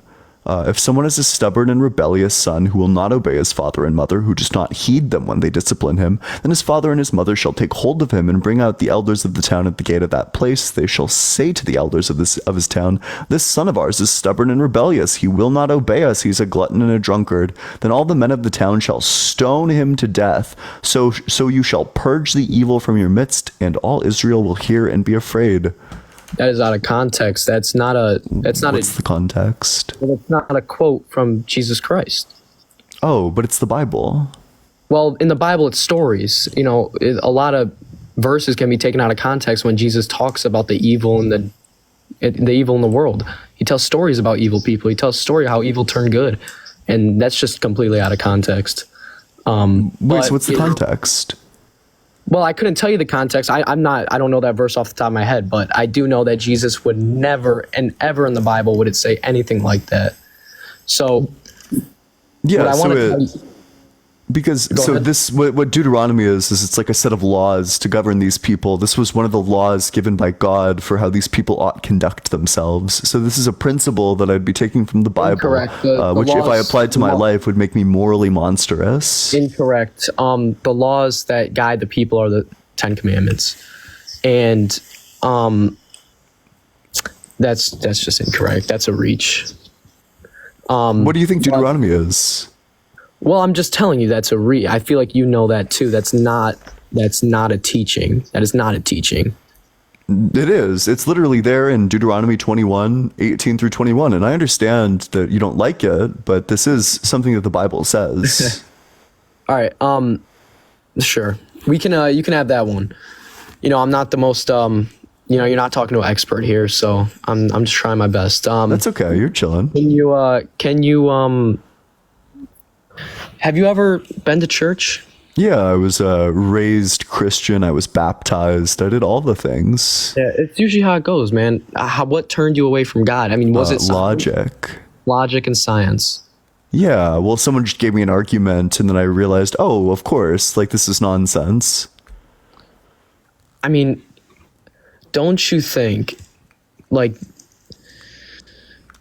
you saying that it's logic, I mean, we already talked about this. Okay. I just want to know, I mean, have you ever truly sought out Jesus Christ? Oh, yeah, multiple times on stream. In fact, we've stopped and we've prayed, and Jesus just doesn't show up. So no signs, no symbols, no feelings, no nothing. That's not how it works. How does it work? Well, you're obviously an atheist. I feel like if you were praying on stream with all these people, Jesus doesn't show himself to you if you're in a crowd. And Is he camera shy? Well, that's not what I mean at all. Were you praying with your heart? Were you praying with affection? Were you praying with belief that Jesus Christ would answer your prayer? Well, I was praying with openness that he might answer my prayer. Okay. Well, when God was on the cross, when Jesus Christ was on the cross, there was a man next to him that asked him. They said, "If you are the Son of God, get us out of these crosses. Save us right now." But he didn't. You cannot tempt God. That's not how it works. You cannot test him. You cannot tempt him. It's just not how it works. It's not love. That's not a relationship. Okay, so what did Jesus say to the thief? The thief? Well, are you talking about the thief on the cross? Yeah, on the thief on the cross. What did he say to the thief on the cross? Well, the thief on the cross next to him, the other man next to him he said, "Jesus, will you remember me remember me?" This guy was, a sinner, never, lived a very sinful life, never really had a relationship with God. But in that dying moment on the cross, he asked Jesus to remember him in his kingdom, and giving with his heart. I mean, he truly believed that Jesus was the Son of God, because Jesus was up on these cross with bad people, but Jesus lived a perfect life. Why was Jesus up on this cross if he lived a perfect life? Wait, but what did he say? What were his exact words to the thief? "I will remember you in my kingdom of heaven." It's "today we will be in heaven together," or something along those lines. Oh, yeah, something along those lines. Yeah. So did Jesus go back to heaven that same day? So that's not something I'm very I can give you what I've The answer is no, he didn't, which means that the statement "today I'll be in heaven with you" is not true. Well, no. So let me tell you what I know. Jesus, sure, we can say Jesus went to heaven that day. Again, I would have to look into that scripture because I'm not too sure on that. But I mean, that thief went to heaven. He gave his life to Christ, and yeah, I mean, I don't know if Christ went to heaven. I don't know if he stayed and rose again 3 days later and then ascended to heaven 40 days later. I truly don't know. I'm gonna have to look into that. But I mean, that's a good question. I don't know. Gotcha. So there's no evidence, there's no scripture that supports that he went back to heaven, which would make the statement, today you will be in heaven, just straightforward, or like today we'll be in like paradise together, straightforwardly false. Also, Grimlock, thank you so much for the $6.66 on Cash App. That's a good answer, that God turned Grimlock away from God. W Grimlock, hail Grimlock, hail 666, hail Satan. I appreciate that, Grimlock. Thank you so much. Is there anything else? I mean, coming from, me, I'm 18 years old. I mean, I believe in Jesus Christ, but again, I'm not the smartest guy you're talking to, but any questions you want to ask me? Sure. I love asking Christians questions. Why did God say it's okay to own slaves? Could you... Leviticus 25:44 through 46, he says, of your male and female slaves, they are to come from the nations around you. From them you may buy slaves. Fuck, I should memorize this. I say it so much. I might as well. Leviticus 25. Let's get a real version up in here. The NRSVUE. Fuck yeah, let's go. 25:44. As for your male and female slaves, whom you may have, it is from the nations round you that you may acquire male and female slaves. You may also acquire them from the aliens residing with you and from their families who are with you, who have been born in your land. They may be your property. You may keep them as a possession for your children after you, for them to inherit as property. These you may treat as slaves, but as for your fellow Israelites, no one shall rule over the other with harshness. Is that, if I'm correct, is that the Old Testament? Yeah, it's in the Hebrew Bible, but it's the same God. I mean, if slavery was always wrong, including right now, then that means that God did something that was unjust. Well, okay. Well, you're reading for the Old Testament. You're obviously trying to, just put it on a different way. I feel like we both know that. Did God ever say anything? Did God ever allow anything unjust? Like give his express permission to people? I guess, like, did God ever do anything unjust? Unjustly, like sinful? Or no, just like unjust, like wrong. Did God ever do anything wrong? Well, are you asking me, would you qualify wrong as a sin? What do you mean by wrong? Not really? Well, what do you mean by just wrong? Just like immoral? Immoral? No, he lived a perfect sinful life. Okay, gotcha. So then, do you agree that slavery was always wrong? As me, yes. I mean, slavery is horrible. Yeah, so then God was wrong when he said that it's okay to do slavery. Again, I would have to look into it. Not too experienced with the Old Testament, but I do know that if you're reading from, all right, yeah, I can see. Do you have anything else? How much time? I mean, do you do this? Do you research? Do you research God a lot? I mean, is this? Yeah, I do. Yeah, it's like the main thing that I research. In fact, yeah, I read tons of papers about this subject. Yeah. Are you would you ever be open to have a relationship with Jesus Christ? Of course, I'm open right now, but what I need is evidence that he actually existed, or that he actually is the Son of God. I can't form a relationship with someone based on faith that they exist. I need to actually know that the other person in the relationship exists. Grimlock, thank you so much for the $6.66 on Cash App. Hail Grimlock, hail 666, hail Satan, big W Grimlock in that comment. I appreciate the hell out of that. Thank you. Of course, if Jesus exists, I would love to know about his existence, and I'd love to have a relationship with him if he does exist. Problem is, I just need to know that he exists, and I have no reason to think that. Well, I mean, he's good. I mean, we're talking to each other. Is that not proof enough? I mean, this world is so... Fuck no. Why would that be proof? Well, I mean, we are our own human beings with consciousness, and the world is so, precisely made. I mean, do you really think it came from, an accident? I don't know if I'd describe it as like an accident, but what I would describe it as is just like a chain of events that eventually culminated in the existence of life. I think I reject like the fine-tuning argument because we don't know what the likelihood is that it would be anything different. Additionally, the fact that I think the universe has always existed means that life is just an inevitability insofar as the universe is always changing. So I just don't find these arguments as being very convincing. Yeah. Like I said, man, I would love for you to talk to someone that's more experienced than me in the aspect. Okay. Because I'm still trying to get there, but I mean, why when you say things like hail, when that guy gave you the sub, I mean, does that not go back on your word that you truly do want a relationship with Jesus Christ?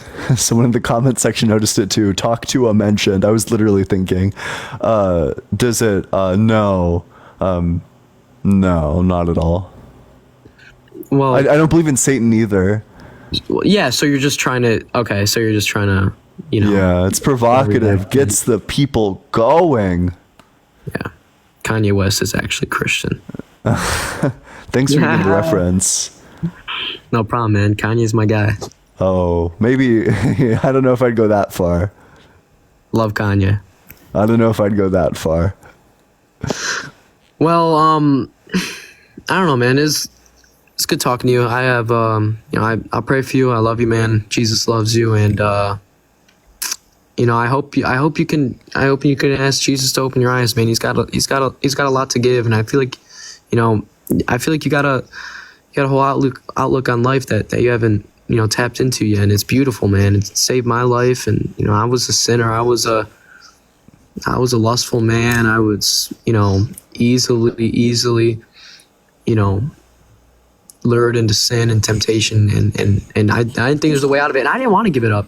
Truly, I wanted to. I know you said no personal experience. I don't know why. Let me just. No, please. I mean, I used to be like you. I used to be a Christian, and then I thought about it a bit harder. So same to you. I hope one day you discover, you pick up like a Graham Oppie book, and then realize the errors of your way. Oh, it's no errors, man. I hope, but I hope you can be saved, man. But I want you to. I really want you to open up, man. I feel like you're hiding something. I feel like you're. I'm actually 3 raccoons in a trench coat. Look, man. If you're gonna be disrespectful and funny, it's just no point. I just don't know what am I supposed to do when you accuse me of like hiding something? Let me word that differently. I feel like you got I feel like you're turned off to the fact of Jesus, and I feel like you're lying. I feel like you don't want a relationship with him, and I feel like if you did open up and you did pray to him with all your heart and truly believed, because there is a lot of evidence out there. I can't quote every single one, but I hope you can research the evidence.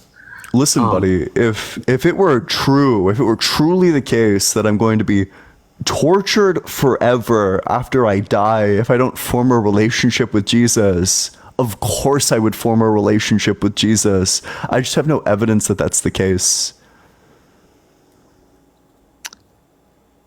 I mean, yeah. I mean, that's a great... you can... that's why God gave us free will, man. Make your own choices. But... Why would God give us free will but no evidence? Well, all God the evidence gave us, is like super flimsy. No, I could disagree with that. I just don't think that there's any like hard evidence. Again, I disagree. I disagree. That's just how I am. But God gave us free will. He's a loving God, man. He loves you so much that he gives you the choice whether to follow him or not. I mean, that's why that's why you can do what you do, and that's why you can live the life that you live. Not in any harmful way, but believe what you believe. It's free will, and God gave that to you. Yeah. Well, do you have anything else? Otherwise, I'm gonna move on to the next guest. Nah, man. Just have a good rest of your day, man. Love you. Yeah, appreciate you coming on up here. Thanks. Make sure you are.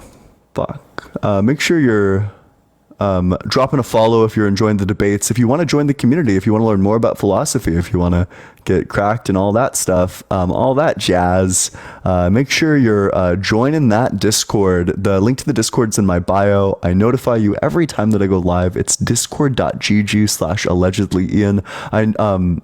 I'm very active in there. I hang out in VC all the time. I send messages in there all the time. I love reading through the current discourse in my server. It's just a really great time. We do a book club if you want to get better at philosophy. If you're not sure where to start with philosophy, we have a book club where we read through a philosophical paper. We all go through it and discuss it together.